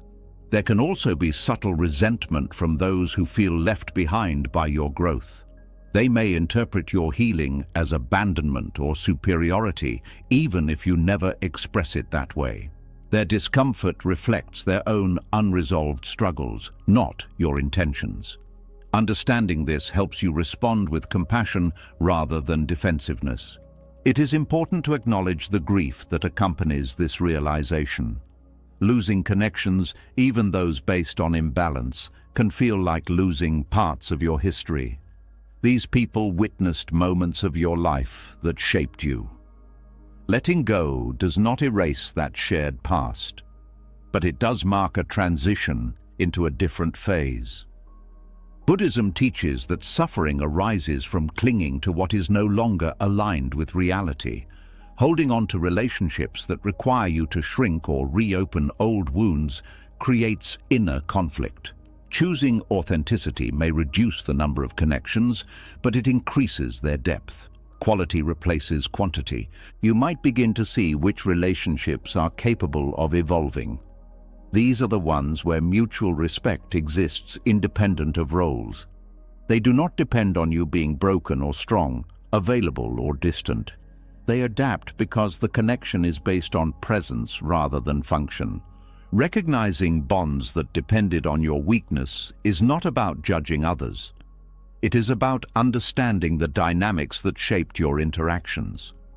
This understanding prevents you from repeating patterns in new relationships. You become more aware of whether a connection supports your growth or requires your stagnation. There is also empowerment in realizing that you are not obligated to maintain relationships that hinder your well-being. Loyalty does not mean self-sacrifice. True loyalty includes loyalty to your own peace. This perspective allows you to release connections without guilt, honoring what they were while accepting what they are not. As you continue forward, you may encounter moments of loneliness, not because you are alone, but because the familiar network has changed. This loneliness is transitional. It reflects the space created by letting go of connections that no longer align. In time, new relationships emerge that resonate with who you are now. You may also develop a deeper appreciation for the people who remain. Their presence feels different because it is not conditional on your state. They do not need you to be hurting to stay connected. They simply value your existence. This kind of bond feels lighter, less demanding, more genuine. There is a quiet confidence that grows from this clarity. You stop questioning whether your healing is pushing people away. Instead, you see that it is revealing what was already fragile. Growth does not destroy healthy relationships. It exposes the ones that relied on imbalance. You might even feel gratitude for those connections that could not continue. They served a purpose during a particular stage of your life. Without them, you might not have learned the lessons that led to your transformation. Recognizing their role allows you to release resentment and keep the wisdom. Over time, your understanding of connection becomes more nuanced. You no longer measure relationships by duration or intensity, but by alignment and authenticity. This shift reduces fear of loss because you trust that meaningful connections will adapt or be replaced naturally. Buddhist philosophy emphasizes compassion for all beings, including those who cannot walk the same path as you. Compassion does not require continued closeness. It allows you to wish them well from a distance while maintaining your boundaries. This balance preserves both kindness and self-respect. Eventually, you reach a point where the absence of certain relationships no longer feels like a void. It feels like clarity. Your life becomes less crowded with obligations and more focused on experiences that nurture your growth. This clarity creates room for peace to settle more deeply. You may still encounter memories that evoke nostalgia for how things used to be. Instead of pulling you back, these memories remind you of how far you have come. They become markers of transformation rather than invitations to return. And in that understanding, you realize that relationships built on suffering cannot accompany you into wholeness because they belong to a chapter that has already closed. As you began to accept that some relationships could not follow you into wholeness, another layer of truth revealed itself. It was not only that certain bonds faded, it was that your transformation stirred something uneasy in the people who remained. Their reactions were subtle at first, a change in tone, a hesitation in their words, a distance that could not be explained by time or circumstance. You realized that becoming unrecognizable was not just disorienting for you, it was unsettling for them. Your growth had become a mirror they did not ask to face. There is a quiet tension that arises when someone evolves beyond the role others assign to them. People become comfortable with who you were because it allowed them to understand where they stood in relation to you. When that reference point disappears, uncertainty replaces familiarity. They may not consciously understand why your change makes them uneasy, but they feel the shift in balance. Growth disrupts unspoken agreements. Every relationship carries silent expectations about how each person will behave, what they will tolerate, how they will respond. When you step outside those expectations, it can feel like betrayal to those who relied on them. They might interpret your independence as rejection, your calm as indifference, your boundaries as distance. In reality, you are simply living in alignment with your new awareness. Fear often hides beneath resistance. When you become unrecognizable, others are forced to confront the possibility that change is also available to them. This realization can be uncomfortable because it highlights the gap between where they are and where they could be. Instead of addressing that discomfort internally, they may project it outward, framing your growth as unnecessary or excessive. Buddhist teachings emphasize that suffering arises from attachment to stability in a world that is constantly changing. People resist your transformation because it threatens their sense of stability. If you can change so deeply, then the permanence they rely on feels less secure. They may try to restore that stability by encouraging you to return to familiar behavior. You might hear phrases that sound supportive but carry an undertone of discomfort. Comments about how you used to be more fun, more available, more easygoing. These remarks are not always meant to diminish you, but they reveal nostalgia for the version of you that fit their expectations. Nostalgia can be comforting, but it can also prevent acceptance of who you are now. There is also fear of losing relevance. When your priorities shift, the activities or conversations that once connected you may fade. Others may worry that they no longer have a place in your life. Instead of expressing this vulnerability, they might criticize your new direction. Criticism becomes a shield against the anxiety of being left behind. Resistance can also come from misunderstanding. Transformation is often internal and gradual, invisible to those who are not experiencing it. Without context, your changes can appear sudden or irrational. People may question your decisions because they only see the outcome, not the process that led there. You may feel tempted to minimize your growth to reduce their discomfort. Pretending nothing has changed can seem like a way to preserve harmony. But this approach creates internal conflict because it requires you to deny your truth. Genuine peace cannot coexist with self-suppression. Understanding the fear behind resistance allows you to respond with compassion rather than frustration. You see that their reaction is not an attack on your identity, but an expression of their own uncertainty. This perspective reduces defensiveness and prevents escalation. At the same time, compassion does not mean compliance. You can acknowledge their discomfort without abandoning your path. Holding this balance requires patience, as both you and they adjust to the new dynamic. There may also be moments when you question whether your transformation has isolated you unnecessarily. Doubt can arise when resistance persists, but reflection often reveals that the distance existed long before your growth. It was simply masked by familiarity. Some people will eventually adapt.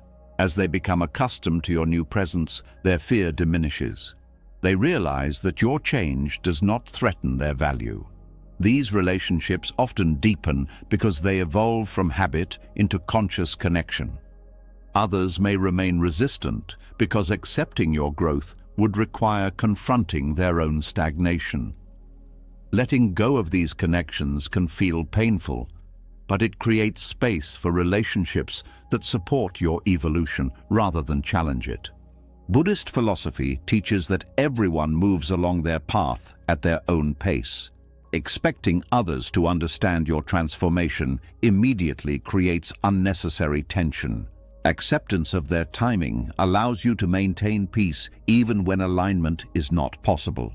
You may also discover that your unrecognizable state frees you from roles that limited your expression.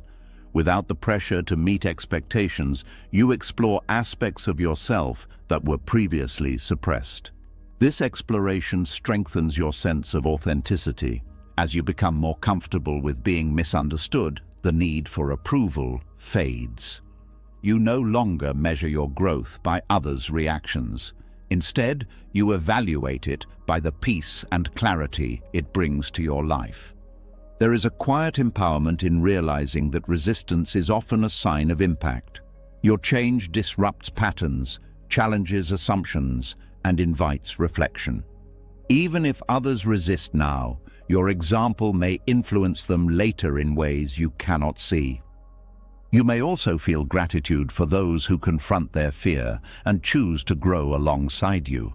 These individuals demonstrate that transformation can inspire connection rather than division.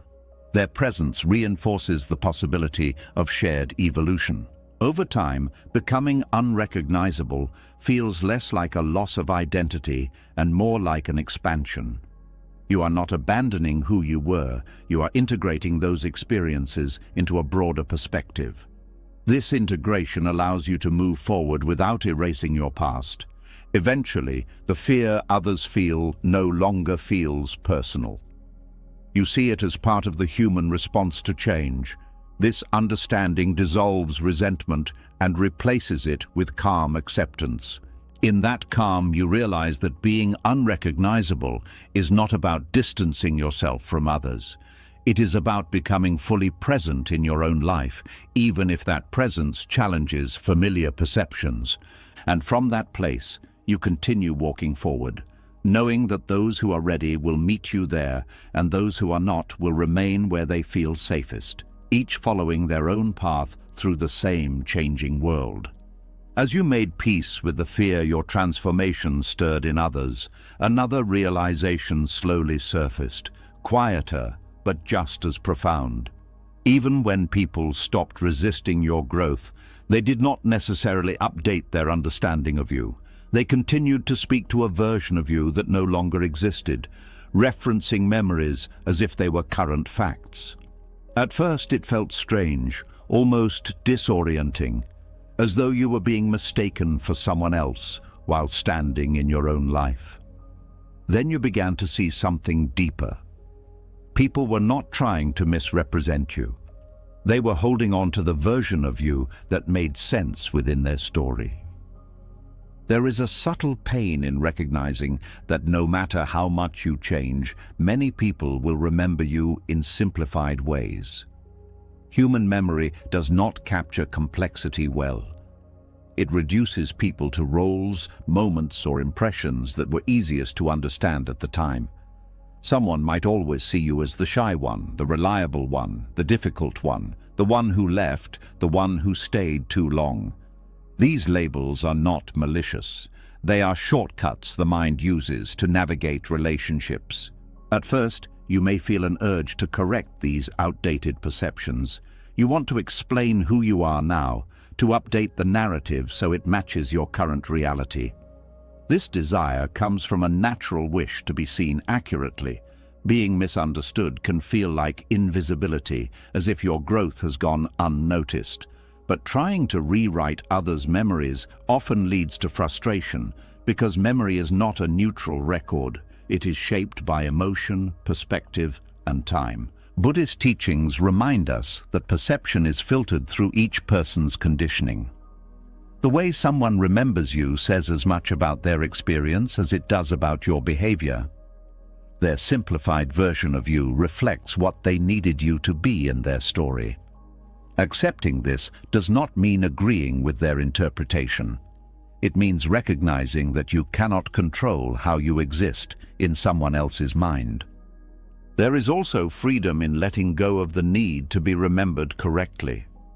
When you stop trying to manage your image in other people's memories, you reclaim energy that was tied to defending your identity.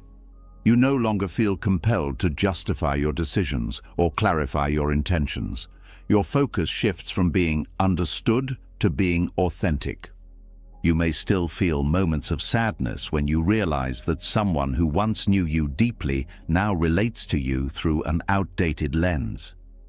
It can feel like a quiet loss, not of the person themselves, but of the shared understanding you once had.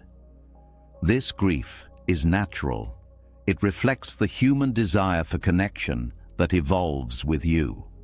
Over time, you begin to see that being remembered inaccurately does not diminish your present reality. The version of you that exists now is shaped by awareness, not by recollection. Your life is not confined to the stories others tell about you. It unfolds through your choices in the present. There is also humility in accepting that you remember others in simplified ways too. You may still see someone as they were during a particular period, even though they have changed since then. Recognizing this mutual limitation softens judgment and increases compassion. Everyone is navigating incomplete impressions of each other. You might notice that those who are willing to update their perception do so naturally without needing persuasion. They ask questions, observe and adjust their understanding through interaction. These relationships feel lighter because they allow space for evolution. Others remain attached to the past because it feels stable. Both responses are part of the human experience. Releasing the need to be remembered correctly also reduces the fear of misinterpretation. You no longer feel responsible for how your actions will be perceived in the long term. This freedom encourages honesty because you are not performing for future narratives. You act according to your values, rather than according to how you might be remembered. There is a deeper spiritual aspect to this acceptance. Buddhism teaches that the self is not a fixed entity, so the idea of a correct memory becomes less meaningful. Each moment you are slightly different from the last. Expecting others to capture that fluidity in memory is unrealistic. Recognizing this helps you detach from the illusion of a permanent identity. You may also discover that simplified memories serve a purpose. They allow relationships to continue without constant renegotiation of identity. While they can feel limiting, they also provide continuity. Understanding this dual role reduces resentment As you continue to grow, you become less concerned with legacy in the conventional sense. Instead of wanting to be remembered accurately, you focus on living meaningfully. You trust that whatever impression remains will reflect something genuine, even if it is incomplete. There may be moments when someone's outdated perception collides with your current reality in a way that feels jarring. Instead of reacting defensively, you learn to respond with patience. You recognize that their memory is a snapshot from another time, not a judgment on your present self. Letting go of the need to correct every misunderstanding also protects your peace. Constantly clarifying your identity can become exhausting. Choosing silence in certain situations is not surrender. It is an acknowledgement that understanding cannot be forced. You begin to appreciate the quiet dignity of being known by your actions rather than by explanations. Those who engage with you in the present will form new impressions organically. Those who do not will hold on to their memories, and that is acceptable. There is also a sense of liberation in knowing that you are free to evolve without needing to update everyone. You are not obligated to keep your personal growth synchronized with others' perceptions. Your journey belongs to you, not to the collective memory of those around you. Eventually, the discomfort fades, replaced by a calm acceptance that your identity exists beyond recollection. You carry your truth within you, independent of how it is remembered. This independence creates a deeper stability because it is not tied to external validation. You may even find gratitude for the versions of you that live in others' memories. They represent chapters of your life that shaped you, even if they no longer define you.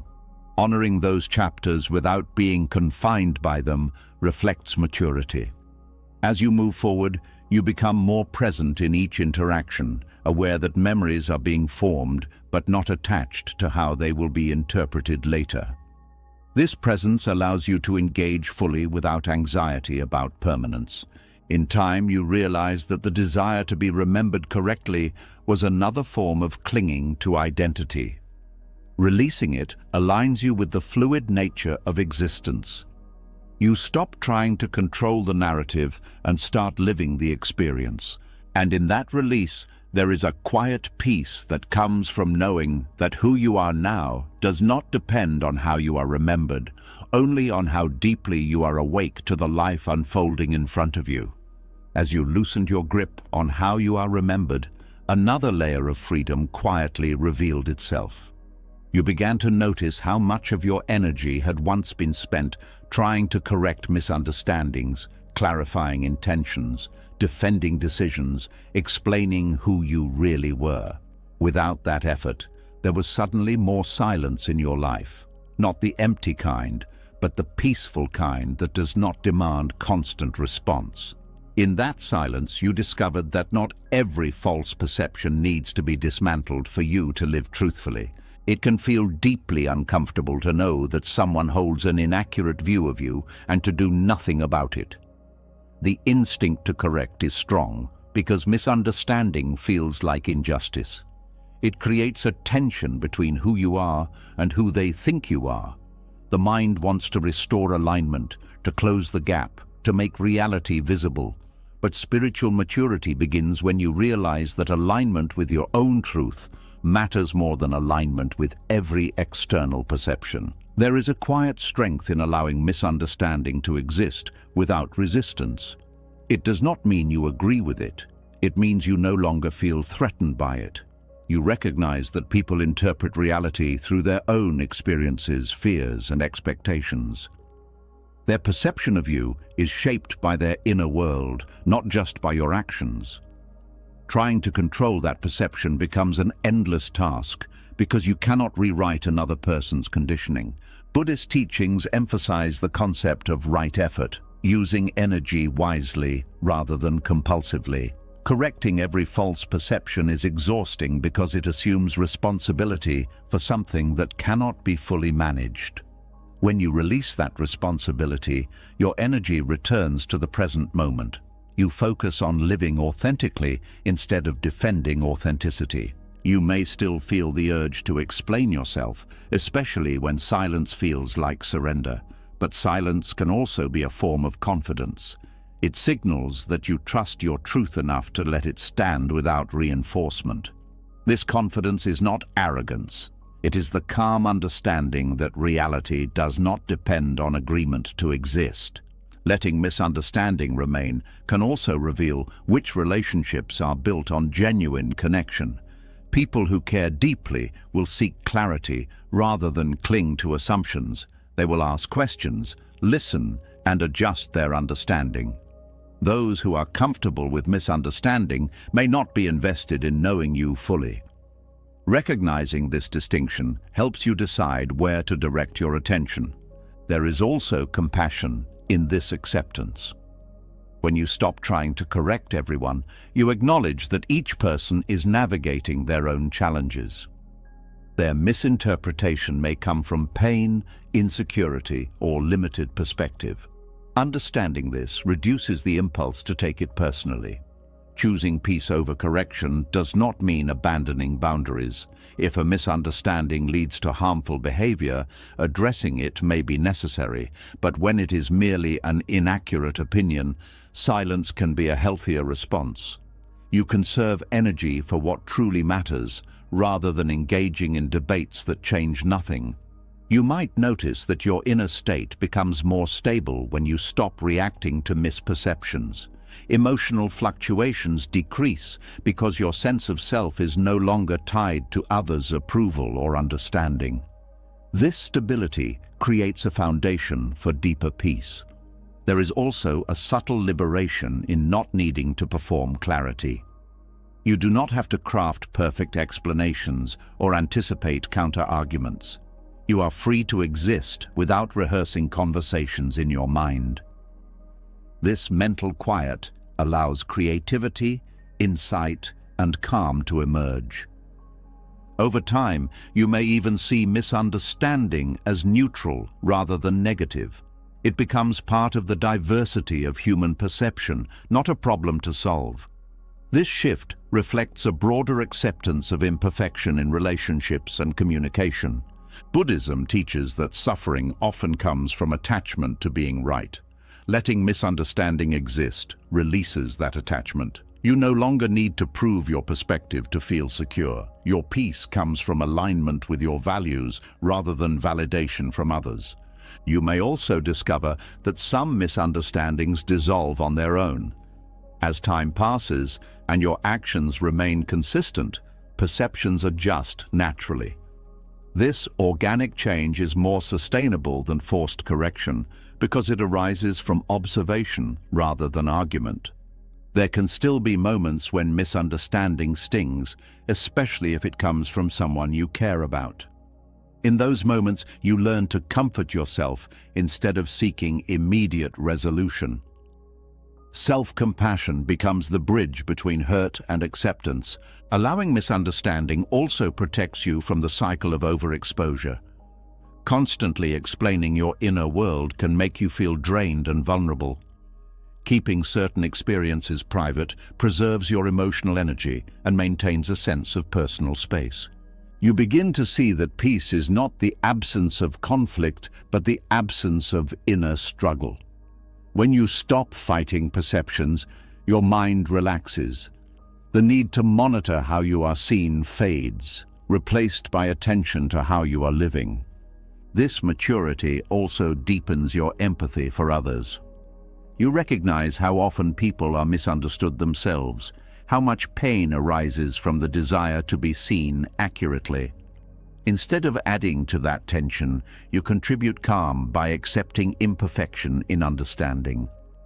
As you continue, you may notice that conversations become lighter because you are not trying to steer them toward clarity. You engage naturally, responding to what is present rather than correcting what is past. This ease improves communication more than defensive explanations ever could. Eventually, the idea of being misunderstood loses its power. It becomes just another aspect of human interaction, like differences in taste or opinion.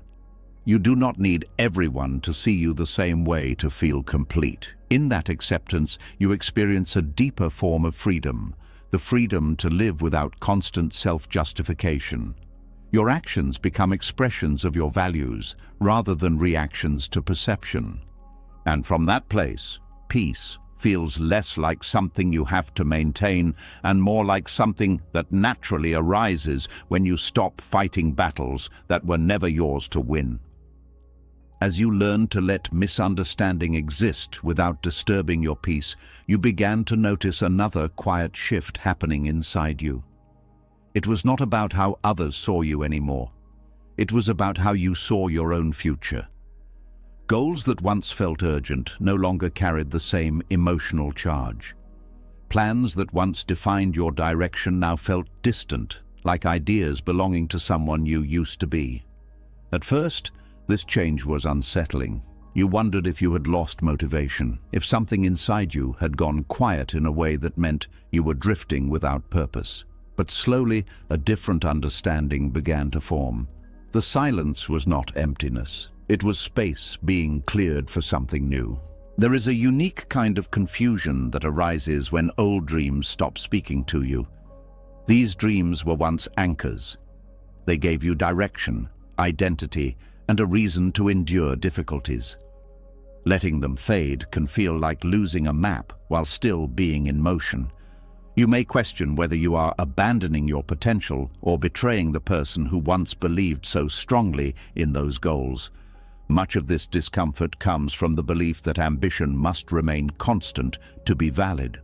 Society often treats changing direction as weakness or inconsistency. You are encouraged to persist, to stay committed, to prove your dedication by refusing to let go. But personal evolution does not follow a straight line. As awareness deepens, desires transform because they were connected to earlier versions of you. Buddhist teachings emphasize impermanence not only in external circumstances, but in internal motivations. What once inspired you may lose relevance as your understanding of life expands.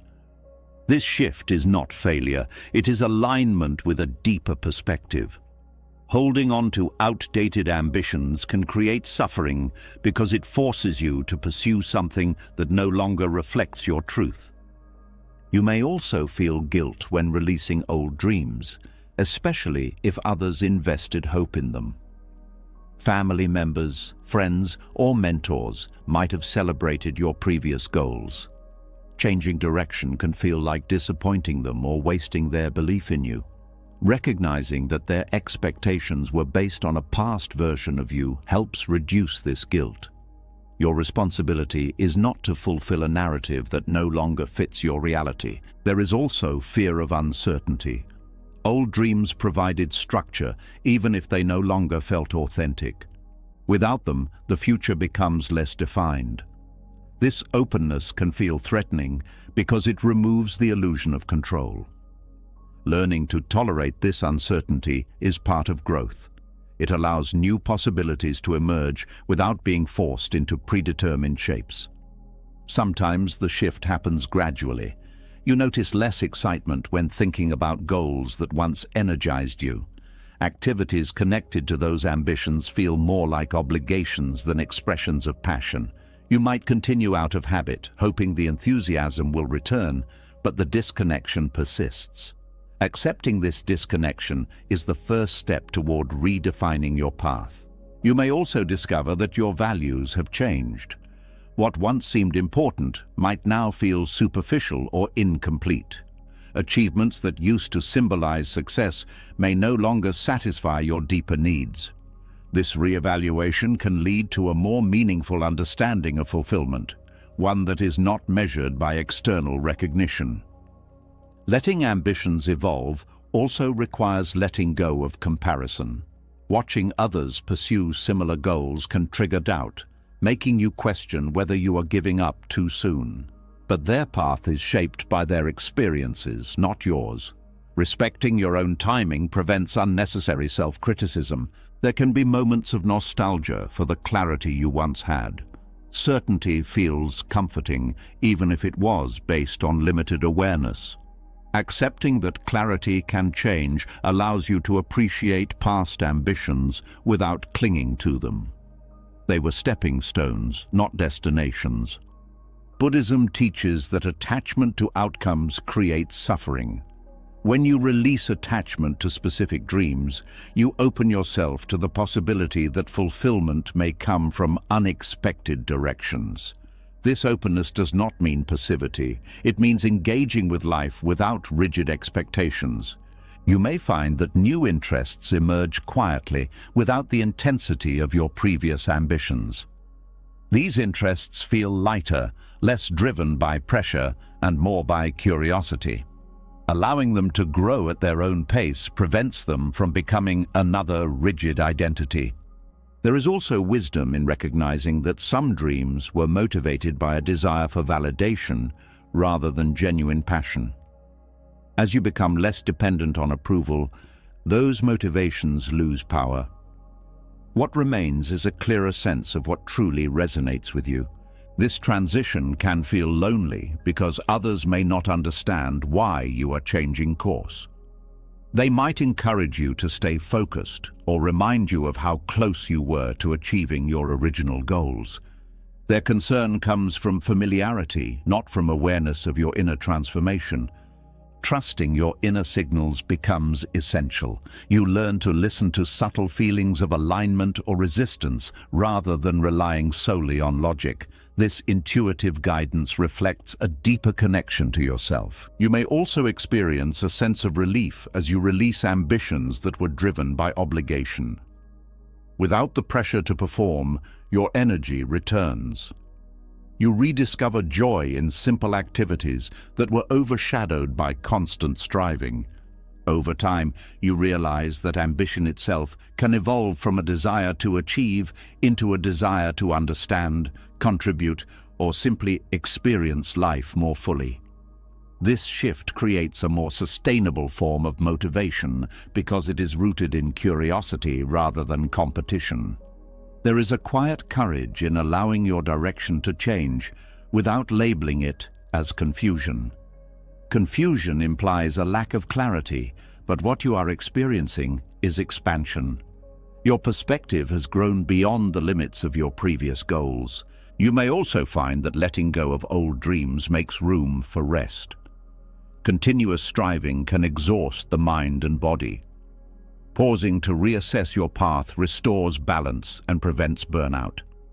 Eventually, new dreams may begin to form, not as urgent demands but as gentle invitations. They feel aligned with your current understanding rather than with external expectations. Pursuing them feels natural rather than forced. This process teaches you that identity is not defined by a single ambition. You are not limited to one purpose or direction. Your life can hold multiple chapters, each with its own focus. As you continue forward, the fear of drifting fades. You realize that you are not lost. You are transitioning. The absence of old dreams is not emptiness. It is the beginning of a new conversation between who you are and what life is asking from you now. And in that conversation, you find a different kind of clarity, one that does not rely on certainty but on trust in the unfolding path beneath your feet. As your old dreams loosened their hold and new possibilities began to form quietly in the background, another realization surfaced, one that felt more personal than any change in ambition. You began to see that it was not only your goals that were evolving. The way you had learned to exist in the world was changing too. Habits of speech, ways of reacting, the careful mask you wore in certain situations, all of it started to feel heavy, as if it belonged to a time when you needed protection more than authenticity. What once felt necessary now felt restrictive, and the shift was not dramatic. It was quiet, almost tender, like saying goodbye to a version of yourself that had done its job. There is a deep emotional complexity in recognizing that parts of your identity were built for survival rather than expression. Personas form when the environment feels unsafe, unpredictable, or demanding. You learn to become agreeable to avoid conflict, strong to avoid vulnerability, distant to avoid disappointment, or invisible to avoid scrutiny. These adaptations are not weaknesses. They are intelligent responses to circumstances that required caution. At the time they formed, these personas were acts of self-preservation. They allowed you to navigate situations that might have overwhelmed you otherwise. You may have been praised for them, encouraged to maintain them, or even relied on by others because they made you predictable. Over time, the persona can feel inseparable from who you are, even though it was originally a response rather than an essence. When awareness deepens, you begin to notice the difference between the self that reacts automatically and the self that observes quietly. The persona operates on habit. It anticipates danger even when none exists. It speaks before reflection, agrees before consideration, withdraws before connection. As your inner clarity grows, these responses start to feel unnecessary. The protection they offered becomes less relevant in a life that no longer requires constant defense. This transition can feel unsettling because letting go of a protective identity means facing the world without the armor that once kept you safe. Vulnerability replaces predictability. You may worry that without the persona, you will be exposed to the same pain that created it. But the circumstances have changed. You have changed. The skills you developed for survival can now be replaced with awareness, boundaries, and self-trust. Buddhist teachings speak about the illusion of a fixed self, emphasizing that identity is a collection of conditions rather than a permanent structure. The persona is one of those conditions. It arose from a specific context and dissolves when that context no longer dominates your life. Seeing this impermanence allows you to release the persona without feeling that you are losing yourself. There is also grief in this process. Even though the persona limited you, it also accompanied you through difficult times. It witnessed your struggles, protected your vulnerabilities, and allowed you to function when you felt fragile. Honoring it means acknowledging its role without clinging to it. Gratitude replaces resentment. You may find yourself reflecting on the moments when that identity served you well. Times when being strong prevented collapse, when being quiet prevented escalation, when being accommodating preserved peace. These memories help you understand that the persona was not false. It was context-specific truth. Letting it go does not erase those experiences. It integrates them into a broader understanding of who you are becoming. Instead of being defined by a single survival strategy, you develop flexibility. You can be open without being naive, assertive without being defensive, calm without being detached. This transformation often occurs gradually. You might notice yourself responding differently in situations that once triggered automatic reactions. A comment that would have made you retreat now meets calm curiosity. A conflict that would have provoked defensiveness now invites thoughtful dialogue. These shifts reflect the fading of the old persona and the emergence of a more authentic presence. Others may react to this change with confusion. They were accustomed to interacting with the protective version of you. Without it, the dynamic feels unfamiliar. Some may try to pull you back into your previous role because it is comfortable for them. Recognizing this pattern helps you remain grounded in your new awareness. You may also experience moments of vulnerability that feel raw, as if you are relearning how to exist without a shield. This vulnerability is not weakness. It is openness to life as it is, without constant anticipation of harm. Over time, this openness becomes a source of strength because it allows genuine connection. There is a quiet courage in choosing authenticity over safety. Safety can create stagnation if it prevents growth. Authenticity involves risk, but it also brings vitality. You feel more present, more engaged, less divided between who you are and who you pretend to be. Buddhism teaches that suffering arises from clinging to what is no longer necessary. Holding on to a protective identity beyond its usefulness creates tension because it conflicts with your current reality. Releasing it aligns you with the natural flow of change. You may discover new aspects of yourself that were hidden behind the persona. Interests, emotions, and perspectives that were suppressed begin to surface. This rediscovery can feel like meeting yourself again, but without the constraints that once defined you. As you continue, self-trust grows. You realize that you do not need a fixed identity to navigate the world. Awareness itself becomes your guide. You respond to situations based on presence rather than habit, allowing for more nuanced and compassionate interactions. There is also freedom in no longer carrying the weight of maintaining a role. Performance requires constant monitoring of behavior to ensure consistency.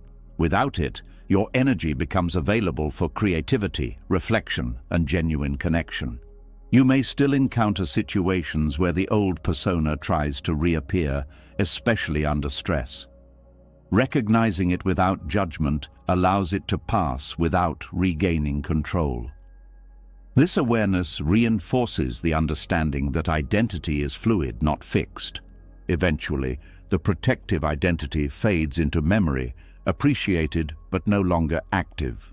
It becomes part of your history rather than your present. You carry the wisdom it gave you without being confined by its limitations. In that quiet transition, you realize that the persona did not die in vain. It completed its purpose and stepped aside to make room for a self that no longer needs constant protection.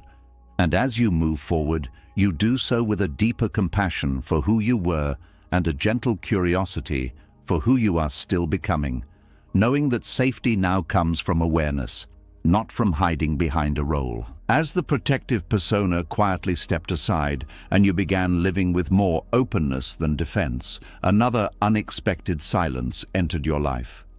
It was not the silence of isolation, but the absence of something you once relied on without realizing it.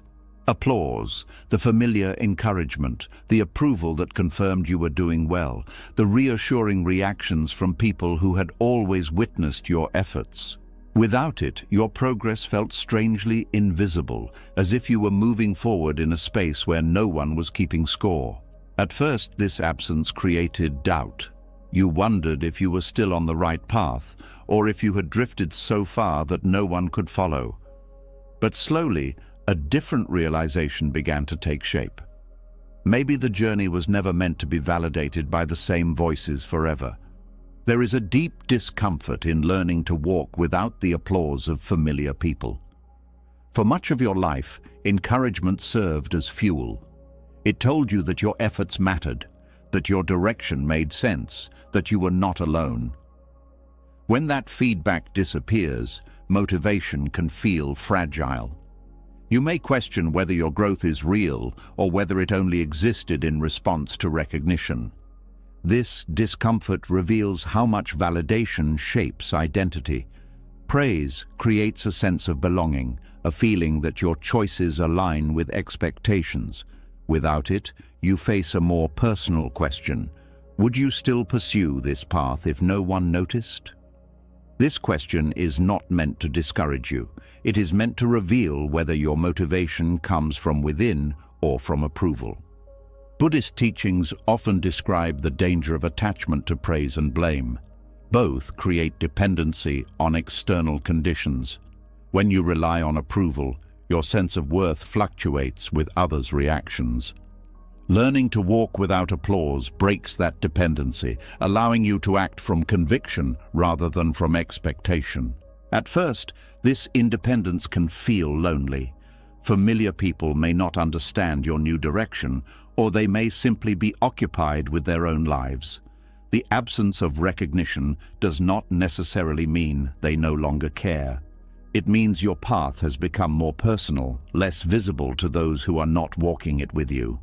You might notice moments when you feel tempted to share your progress just to receive reassurance. Posting achievements, hinting at struggles, seeking acknowledgement indirectly. These impulses are natural. They reflect the human need for connection. Recognizing them without judgment helps you understand the role validation once played. Self-trust begins when you learn to acknowledge your own effort without waiting for confirmation. This does not mean isolating yourself from others. It means developing an internal sense of direction that remains steady even when feedback is absent. You become your own witness. There is also courage in continuing when recognition is uncertain. Many meaningful changes happen quietly, without public milestones or visible results. The discipline required to persist without applause builds resilience. It teaches you to value the process rather than the response it generates. You may also discover that walking alone sharpens your awareness. Without the distraction of approval, you pay closer attention to your intentions. You ask yourself whether your actions align with your values rather than with expectations. This alignment creates a deeper sense of integrity. Over time, the absence of validation becomes less threatening. You realize that applause can be inconsistent, influenced by factors unrelated to your effort. Depending on it creates instability. Internal trust provides a steadier foundation because it is not subject to changing opinions. There can still be moments of doubt, especially when progress feels slow or invisible. In those moments, remembering why you started becomes essential. Your reasons anchor you when external encouragement is unavailable. You may also begin to appreciate the quiet freedom that comes from not performing for approval. Without the pressure to impress, you explore ideas and actions more honestly. Creativity expands because it is not constrained by fear of judgment. Buddhism teaches that true confidence arises from understanding rather than from comparison. When you stop measuring yourself against others' expectations, your confidence becomes calmer, less reactive. You do not need to prove your worth because you are no longer defining it through recognition. There is also compassion in recognizing that familiar people may not be able to applaud what they do not fully understand.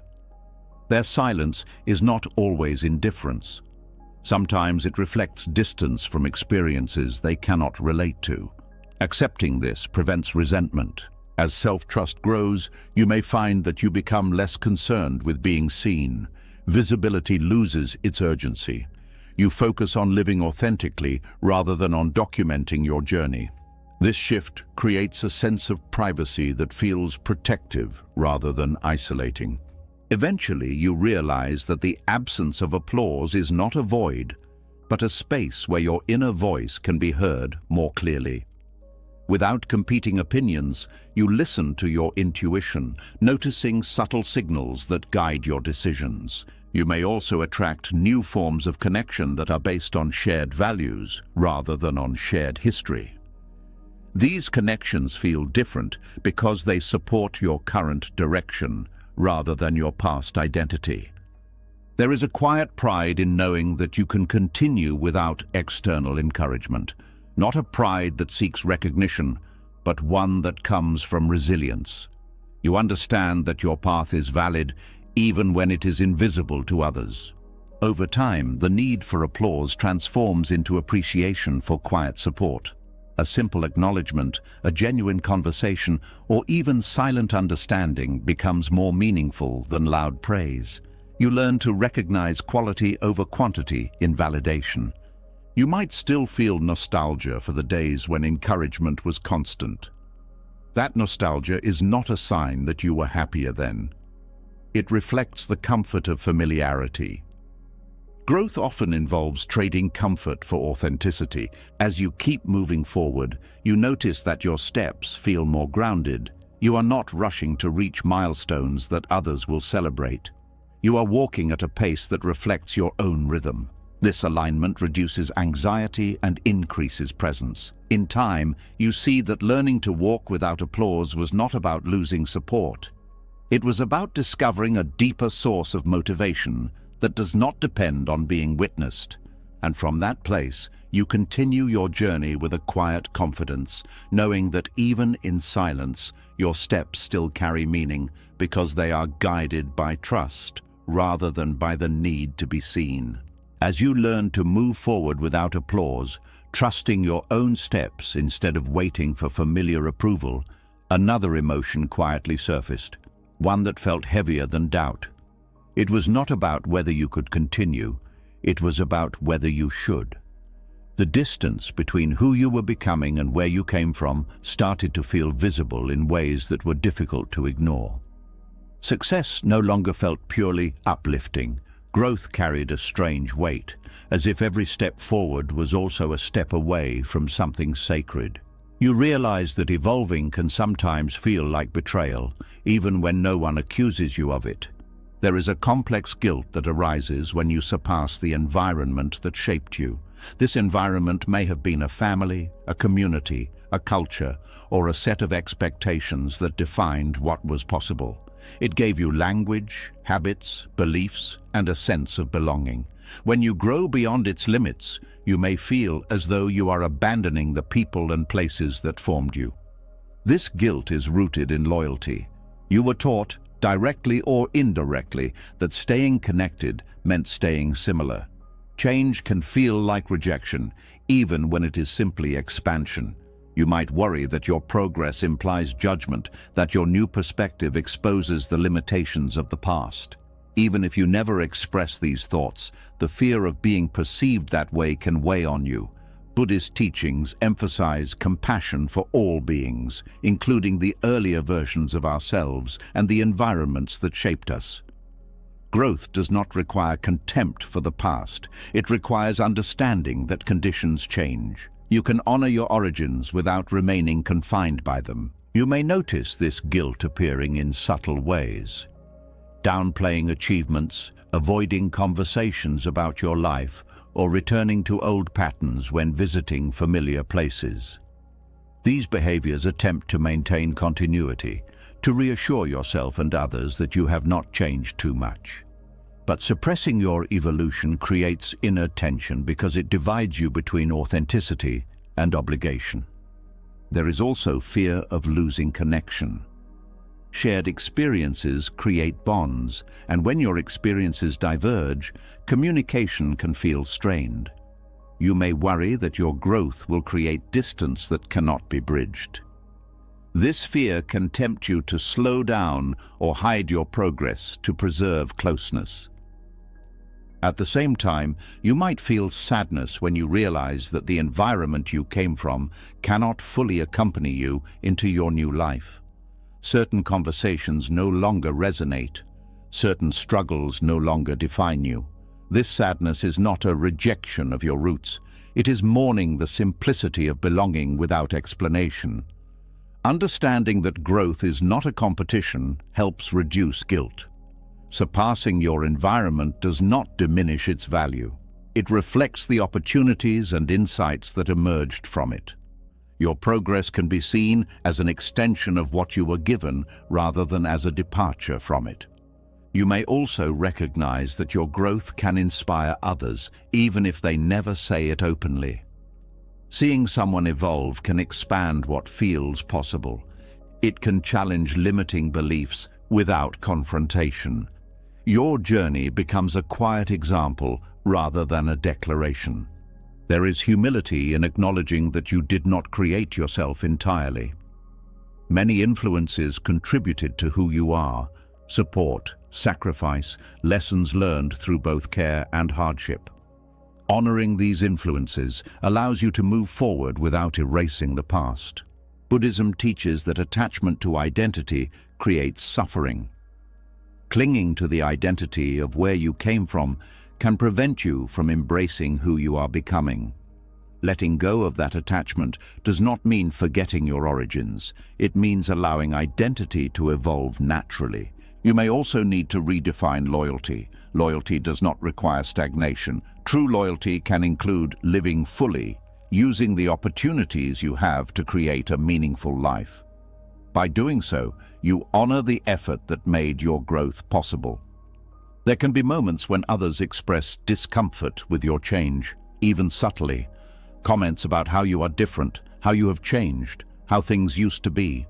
These remarks may come from nostalgia or insecurity rather than from accusation. Responding with kindness instead of defensiveness preserves connection without sacrificing authenticity. You might also discover that the environment you surpassed continues to exist within you in unexpected ways. Values, memories, and habits remain part of your foundation. Growth does not erase these elements, it integrates them into a broader perspective. There is strength in accepting that you can belong to more than one world. You do not have to choose between your past and your present. You can carry both, allowing each to inform your understanding without limiting your direction. Self-forgiveness plays an important role in releasing guilt. You did not choose where you started, but you can choose where you go. Accepting this responsibility without self-blame allows you to move forward with clarity. Over time, the guilt softens into gratitude. You see your origins not as chains, but as roots. Roots provide stability while allowing growth upward. They do not prevent expansion, they support it. You may also find ways to give back without returning to old limitations. Sharing knowledge, offering support, or simply maintaining connection can bridge the distance created by growth. Contribution replaces guilt as the way you honor where you came from. There is peace in recognizing that loyalty to your origins and loyalty to your evolution do not have to conflict. Both can coexist when you approach them with awareness rather than with fear. Eventually, surpassing your environment feels less like leaving and more like continuing the journey that began there. Your path extends beyond its boundaries, but it remains connected to its influence. In that understanding, you realize that growth is not disloyalty. It is the natural unfolding of potential that was always present, waiting for the conditions that would allow it to emerge. And as you continue forward, you carry your origins with quiet respect, not as a weight that holds you back, but as a foundation that helped you stand tall enough to see farther than you ever could before. As the guilt of surpassing your origins softened into gratitude, you began to notice something even more intimate than distance from the past. It was not just the environment that had shaped you. It was the invisible patterns you carried within you, habits of thought and emotion that formed long before you had the awareness to question them.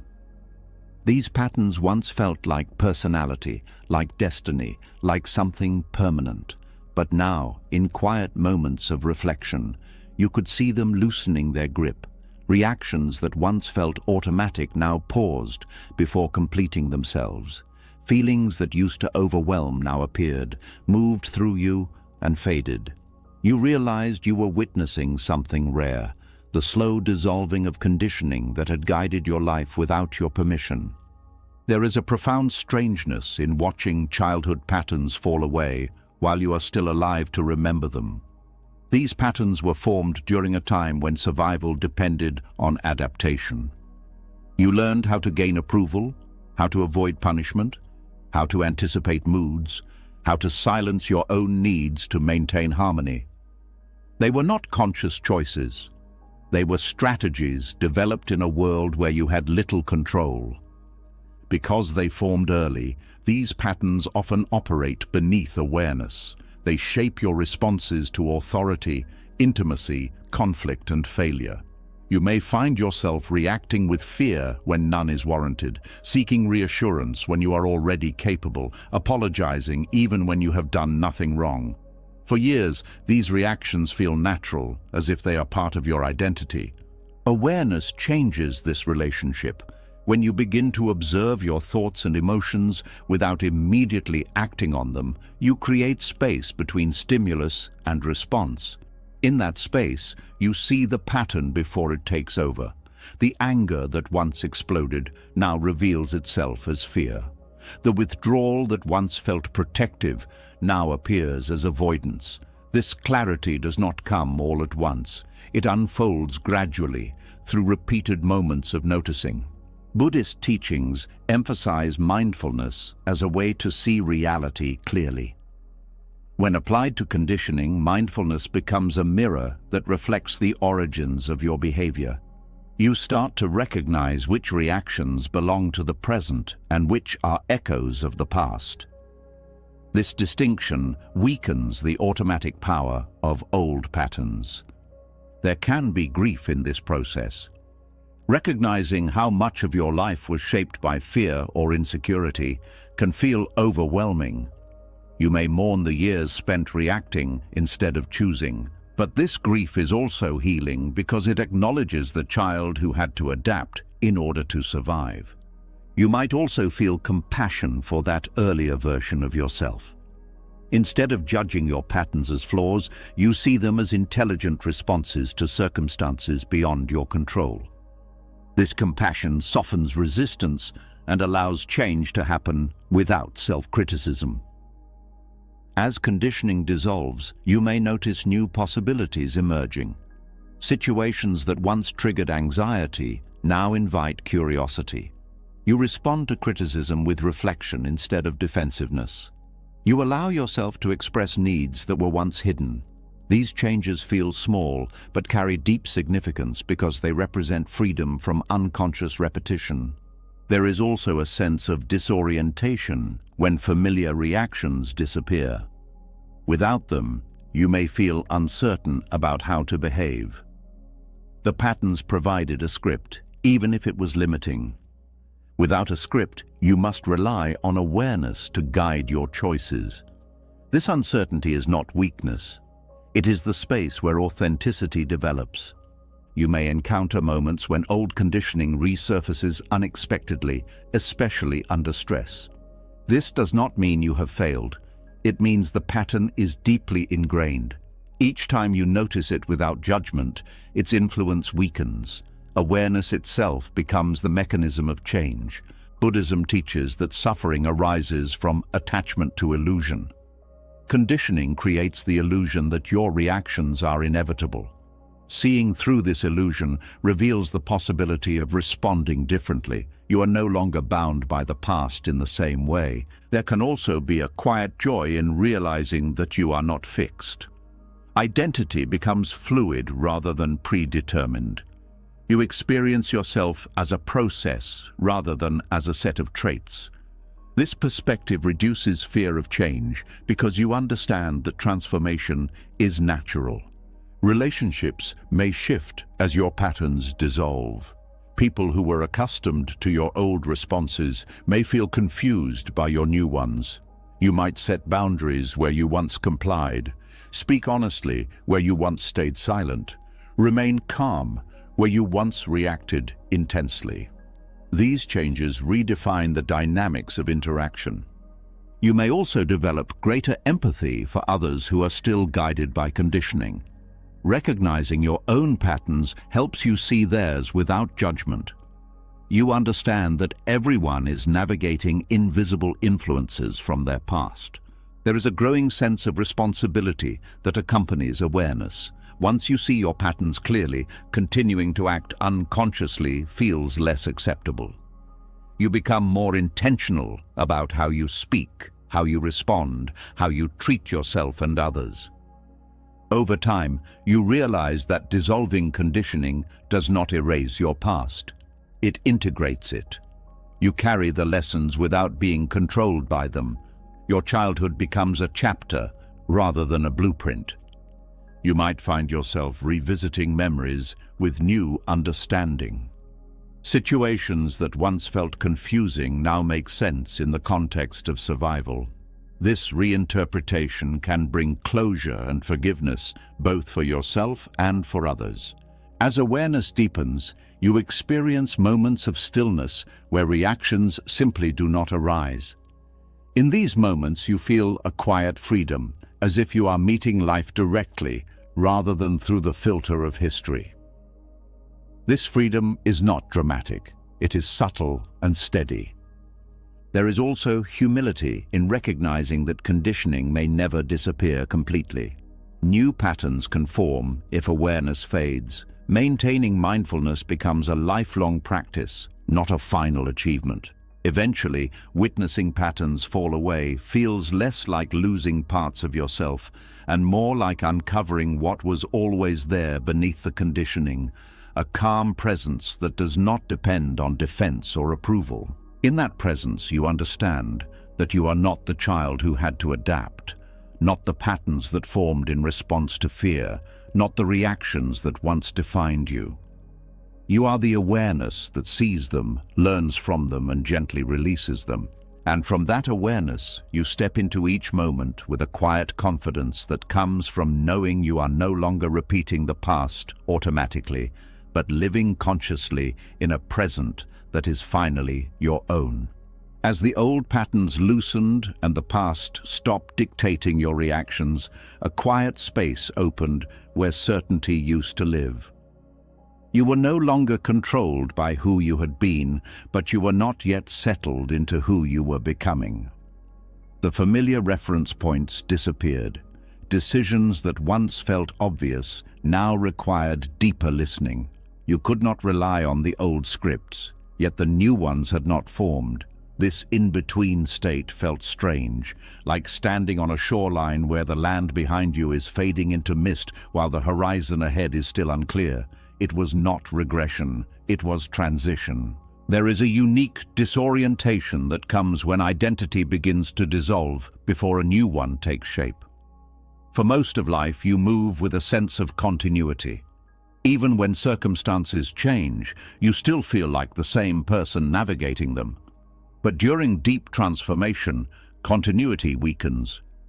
You may feel unfamiliar to yourself, as if your thoughts, preferences, and reactions belong to someone you are still getting to know.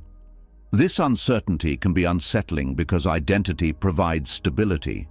Knowing who you are gives you a sense of direction, a way to interpret experiences, a framework for choices.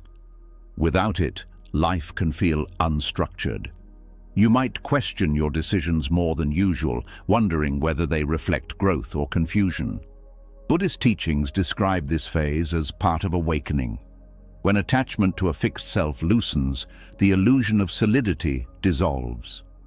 What remains is awareness without a clear narrative. This state is not emptiness in a negative sense. It is openness, a field of possibilities not yet defined. At first, openness can feel like loss. You may miss the confidence that came from certainty, even if that certainty was limiting. Familiar roles, beliefs, and goals provided orientation. Without them, you must navigate by intuition rather than by habit. You might notice changes in how you relate to time. The future feels less predictable because you are no longer following a predetermined path. Plans that once seemed essential now feel optional. This flexibility can be liberating, but it can also create anxiety because it removes the illusion of control. Relationships may also feel different. Others might still interact with you based on who you used to be, while you respond from a place that feels new and untested. Conversations can feel slightly misaligned, as if you are speaking from a language they have not yet learned. There can be moments when you question whether you are losing yourself rather than evolving. This fear arises because transformation involves letting go of familiar markers of identity. Recognizing that uncertainty is a sign of change rather than of failure helps you remain steady. Sacred uncertainty invites patience. Growth does not always follow a visible timeline. Some changes occur beneath the surface, reshaping your values and perceptions before they become visible in behavior. Trusting this invisible process requires surrendering the need for immediate clarity. You may also discover that not knowing creates space for authenticity. Without a fixed image to maintain, you are free to explore different ways of being. You experiment with new interests, new perspectives, new ways of relating to yourself and others. This exploration is not instability, it is discovery. Buddhism teaches that clinging to certainty creates suffering because it resists the natural fluidity of life. Embracing uncertainty aligns you with reality, which is always changing. Instead of trying to anchor yourself in permanence, you learn to move with the flow of experience. There is also a quiet humility in admitting that you do not have all the answers. This humility softens judgment toward yourself and others. You become more open to learning, more receptive to perspectives that once seemed irrelevant. During this phase, solitude can feel both comforting and challenging. Being alone allows you to hear your inner voice without interference, but it also confronts you with the absence of external guidance. Learning to sit with that silence strengthens self-trust. You may notice that your priorities shift in unexpected ways. Goals that once defined success lose their urgency, while values that once felt abstract become central. This shift reflects a deeper alignment with your evolving sense of meaning. There can also be a subtle excitement beneath the discomfort. Uncertainty holds potential. It means you are not confined to a predetermined outcome. Your life is unfolding in ways that cannot be fully predicted, which makes each step an act of creation. You might find yourself drawn to practices that ground you in the present, such as meditation, journaling, or simply spending time in nature. These practices provide stability not by defining who you are, but by connecting you to awareness itself. Over time, you realize that identity is less about fixed traits and more about how you engage with life. The question shifts from "who am I?" to "how am I living?" This shift reduces pressure because it focuses on action rather than on definition. You also begin to trust that clarity will emerge naturally. Just as old patterns dissolved gradually, a new sense of self will form through experience rather than through deliberate construction. You do not need to force it. There is peace in accepting that uncertainty is not an obstacle to be overcome, but a space to be inhabited.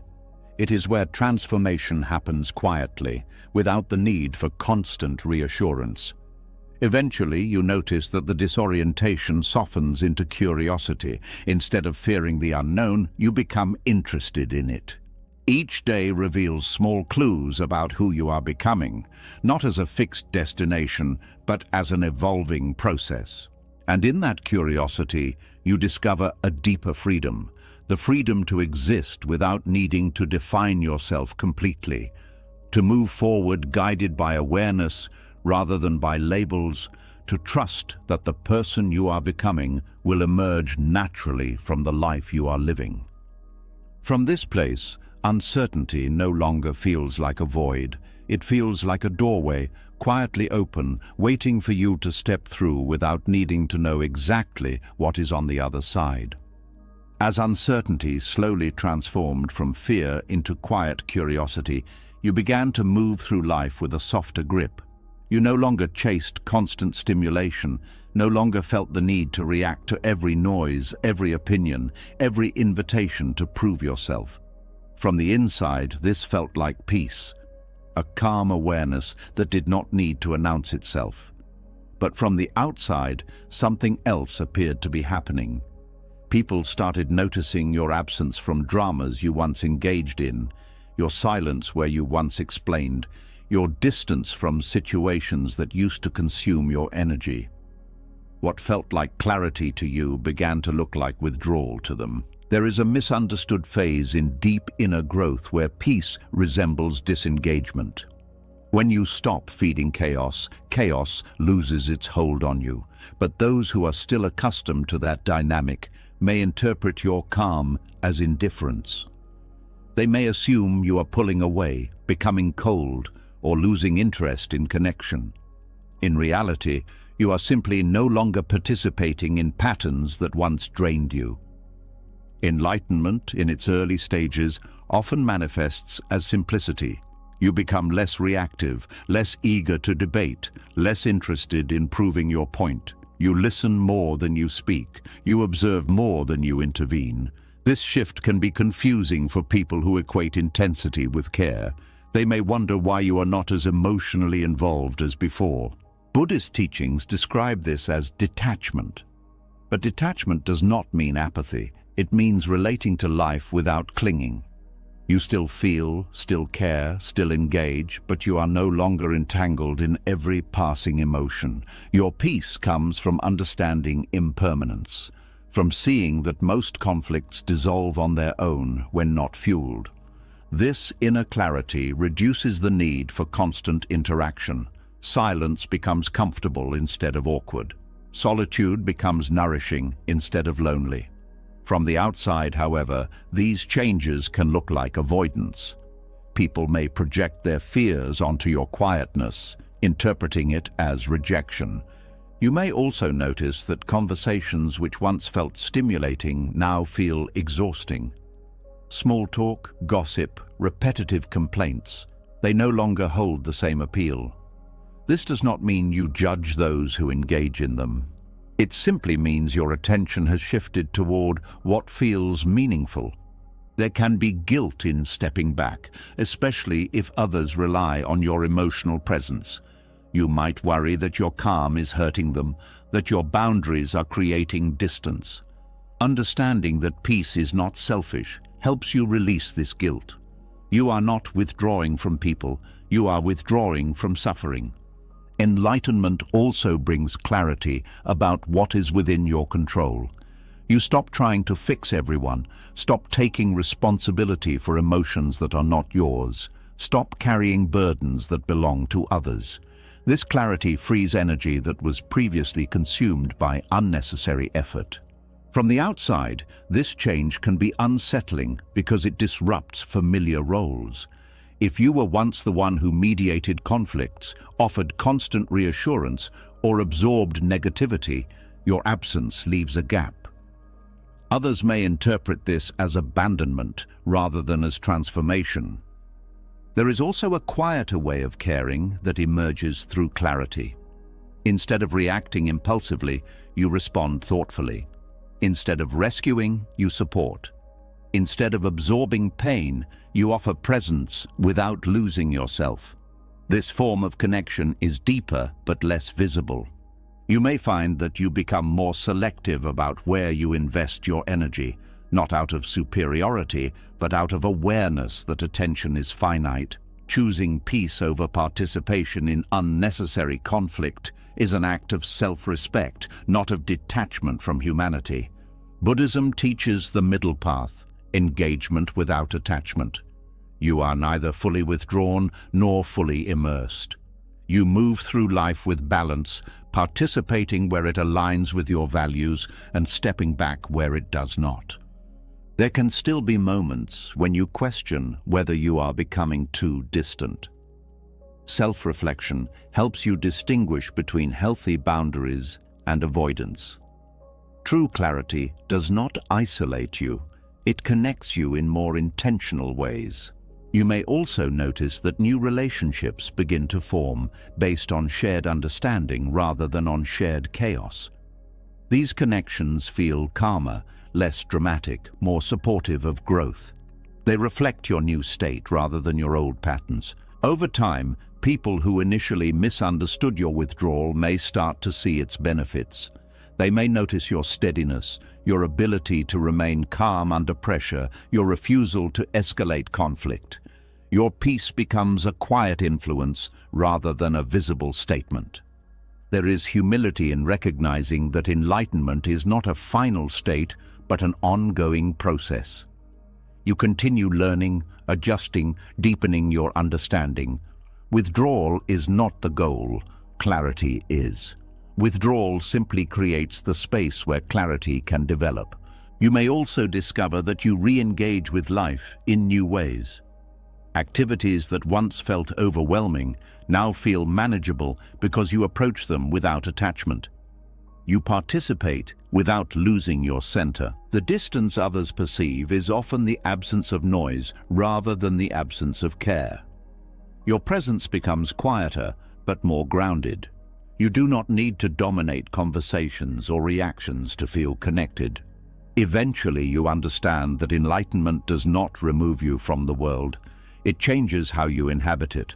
You are still here, still involved, but no longer entangled in every passing storm. And from that place of inner clarity, you continue forward with a calm that does not need to be explained, knowing that what looks like withdrawal from the outside is often the deepest form of presence from within, a steady awareness that remains even when everything else grows quiet. As your quiet presence replaced the need to react, and people slowly adjusted to the calm that once looked like distance, another subtle tension began to surface. It was not about misunderstanding anymore. It was about memory. You could feel it in the way certain people spoke to you, in the way their eyes searched for something familiar that no longer appeared on command. They were not rejecting who you had become. They were missing who you used to be. Their nostalgia carried warmth, affection, and also a quiet pressure, the unspoken wish that you might step back into a version of yourself that felt easier for them to recognize. There is a deep emotional complexity in allowing people to miss the old you without returning to that identity. Nostalgia can feel like love because it remembers the shared moments, the laughter, the closeness that once defined your connection. When someone expresses that they miss who you were, it can touch something tender inside you. You may wonder if your growth has created distance that cannot be repaired, or if your change has cost you something precious. At the same time, you understand that returning to an old version of yourself would mean abandoning the awareness you worked hard to gain. The person they remember existed under different conditions, with different fears, different needs, different ways of coping. That identity served a purpose, but it cannot be revived without losing the progress that followed. Buddhist teachings emphasize impermanence as a fundamental truth. Everything changes, including personalities, relationships, and roles. Holding on to what once was creates suffering because it resists the natural flow of life. Allowing nostalgia to exist without clinging to it honors the past while remaining present. You may notice that people's memories often simplify who you were. They remember the parts that fit their experience, the humor, the openness, the availability, the vulnerability, while overlooking the struggles that accompanied those traits. Their nostalgia is not for your pain, only for the comfort your presence gave them. This realization can soften resentment. Instead of feeling pressured, you see their longing as a form of appreciation. They are expressing that your past presence mattered to them, even if they do not fully understand why it changed. There can still be moments when guilt arises. You may feel responsible for their sadness, tempted to recreate old behaviors just to ease their discomfort. Recognizing that each person must process change in their own way helps you resist this impulse. Your role is not to preserve others' comfort at the cost of your well-being. Allowing nostalgia without regression requires emotional maturity. You acknowledge the past without performing it. You listen to memories without stepping back into the roles they describe. This balance protects your evolution while respecting shared history. You might also discover that some connections deepen when both sides accept change. Conversations become more honest, less based on expectation, more rooted in who you are now rather than in who you were. These relationships evolve instead of dissolving. Others may drift away because their attachment is to the past rather than to the present. This loss can be painful, but it also creates space for new connections that align with your current self. There is compassion in understanding that change can feel like loss to those who witnessed your earlier life. They may feel as if they have lost access to a version of you that once made them feel understood or safe. Their grief does not mean you did something wrong. It reflects the natural difficulty of adapting to transformation. You may also experience your own nostalgia. Certain memories carry comfort, reminding you of times when life felt simpler. Allowing yourself to feel that longing without trying to return to it helps you integrate your past rather than reject it. Buddhism teaches that clinging to identity creates suffering for both yourself and others. Releasing the need to be who you were allows relationships to transform into something more authentic, even if that authenticity involves distance. There can be a quiet strength in standing firmly in who you are becoming while remaining gentle toward those who struggle to adjust. You do not need to argue, justify, or convince. Your consistency communicates more than explanations ever could. Over time, nostalgia becomes less of a pressure and more of a shared memory. It no longer pulls you backward, it simply reminds you of the path you traveled to reach the present. You may find new ways to connect that honor, both the past and the present. Instead of recreating old dynamics, you create new ones that reflect your current awareness. These interactions feel different, but not necessarily weaker. There is also freedom in accepting that not everyone will understand your evolution. Some people prefer the comfort of familiarity, and your change disrupts that comfort. Allowing them to hold their memories without trying to control their perception preserves your peace. You begin to see that your responsibility is not to maintain continuity for others, but to live truthfully for yourself. This truthfulness becomes a quiet form of respect for your journey and for the authenticity of your relationships. Eventually, you realize that nostalgia and growth can coexist. The past remains part of your story, but it no longer defines your direction. You carry it as a memory, not as a destination. And in that understanding, you continue forward with a calm acceptance, allowing people to miss who you were while trusting that the ones meant to stay will learn to appreciate who you are now, not as a replacement for the past, but as the natural unfolding of a life that was never meant to remain the same. As you allowed people to hold their memories without returning to the person they remembered, something inside you began to relax in a way you had not expected. You realized how much energy had been spent trying to explain your changes, translating your inner shifts into words that others could understand, offering updates so no one would feel left behind. But the more you grew, the more exhausting this became. Some transformations were too subtle to describe. Some realizations lost their clarity the moment you tried to explain them.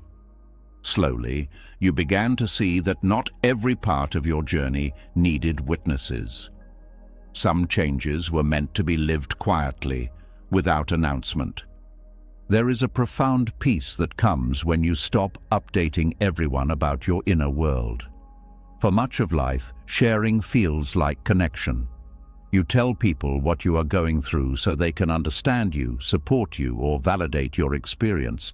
But constant explanation can also create pressure, turning personal growth into something that must be justified or interpreted by others.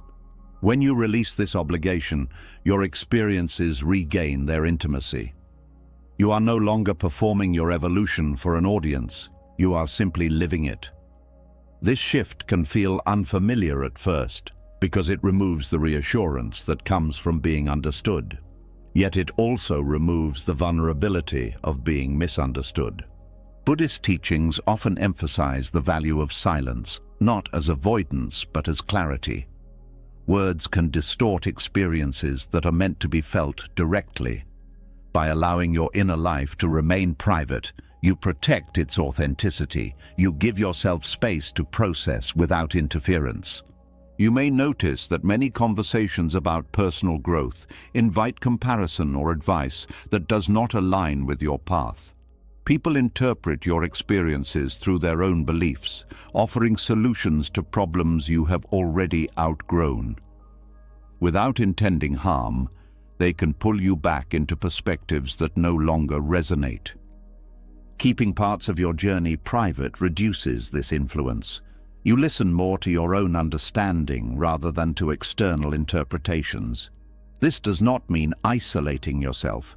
It means choosing carefully when and with whom to share. There is also freedom in not needing to narrate your progress. Growth does not have to be documented to be real. Some of the most meaningful changes happen quietly, without visible milestones.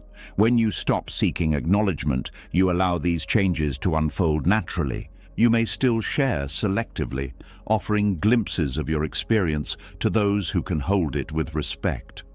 These moments of openness feel deeper because they are not driven by obligation, but by genuine connection. Silence can also reveal how much of your identity was tied to being known. When you stop updating others, you face the question of who you are without constant reflection from outside. This question leads you back to yourself, encouraging a more direct relationship with your own thoughts and emotions.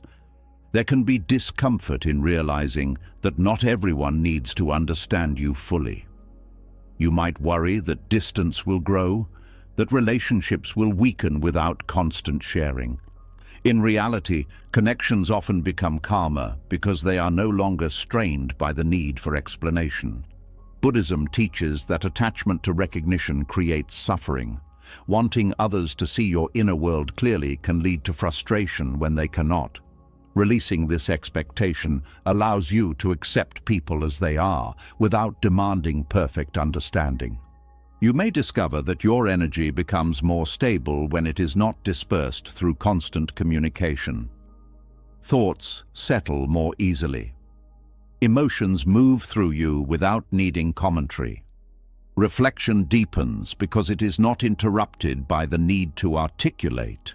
There is also a sense of protection in privacy. Your inner life becomes a sanctuary rather than a public space. You choose what enters and what remains within. This boundary supports emotional resilience. You might notice that you become a better listener when you are not focused on explaining yourself. Conversations shift from self-disclosure to genuine curiosity about others. This change enriches relationships in unexpected ways. Over time, you realize that silence does not equal secrecy. You are not hiding your life. You are simply not narrating every detail. What matters reveals itself through your actions, your calmness, your presence. There can still be moments when you feel the urge to share, especially during intense experiences. Pausing before speaking allows you to discern whether sharing will deepen understanding or dilute the experience. Sometimes the most compassionate choice is to keep something sacred. You may also observe that when you stop updating everyone, those who truly care will notice your changes without needing explanations. They respond to your energy rather than to your words. This recognition feels more genuine because it arises naturally. The peace that emerges from this practice is quiet but steady. It comes from knowing that your growth does not depend on acknowledgement. You trust your experience without needing external confirmation. Eventually, you see that your inner world is not a story to be broadcast, but a landscape to be explored. You move through it with curiosity, patience, and respect, allowing its depths to reveal themselves in their own time. And from that place of quiet self-trust, you continue your journey without the pressure to keep everyone informed, understanding that true connection does not require constant updates. It requires presence, authenticity, and the freedom to let some parts of your life remain beautifully unseen. The person they remember was real, but not permanent. You were never meant to stay frozen in a single chapter of your life. Every loss, every awakening, every quiet realization reshaped you until the old identity could no longer hold who you were becoming. This journey was not about abandoning your past, but about releasing the weight of carrying it forever. Growth asked you to walk forward even when others were still calling you by an old name, still expecting an old reaction, still loving a version of you that had already dissolved. And through all of it, you learned something deeper than change. You learned that peace comes when you stop asking permission to evolve. If this message found you at the exact moment you needed it, write, "I have changed" in the comments. It's not for anyone else. It's a quiet promise to yourself that you will not shrink back into who you used to be just to make others comfortable. If you want more teachings that help you grow quietly, heal deeply, and move through life with calm strength, subscribe to the channel and join this journey. Your next chapter is already unfolding.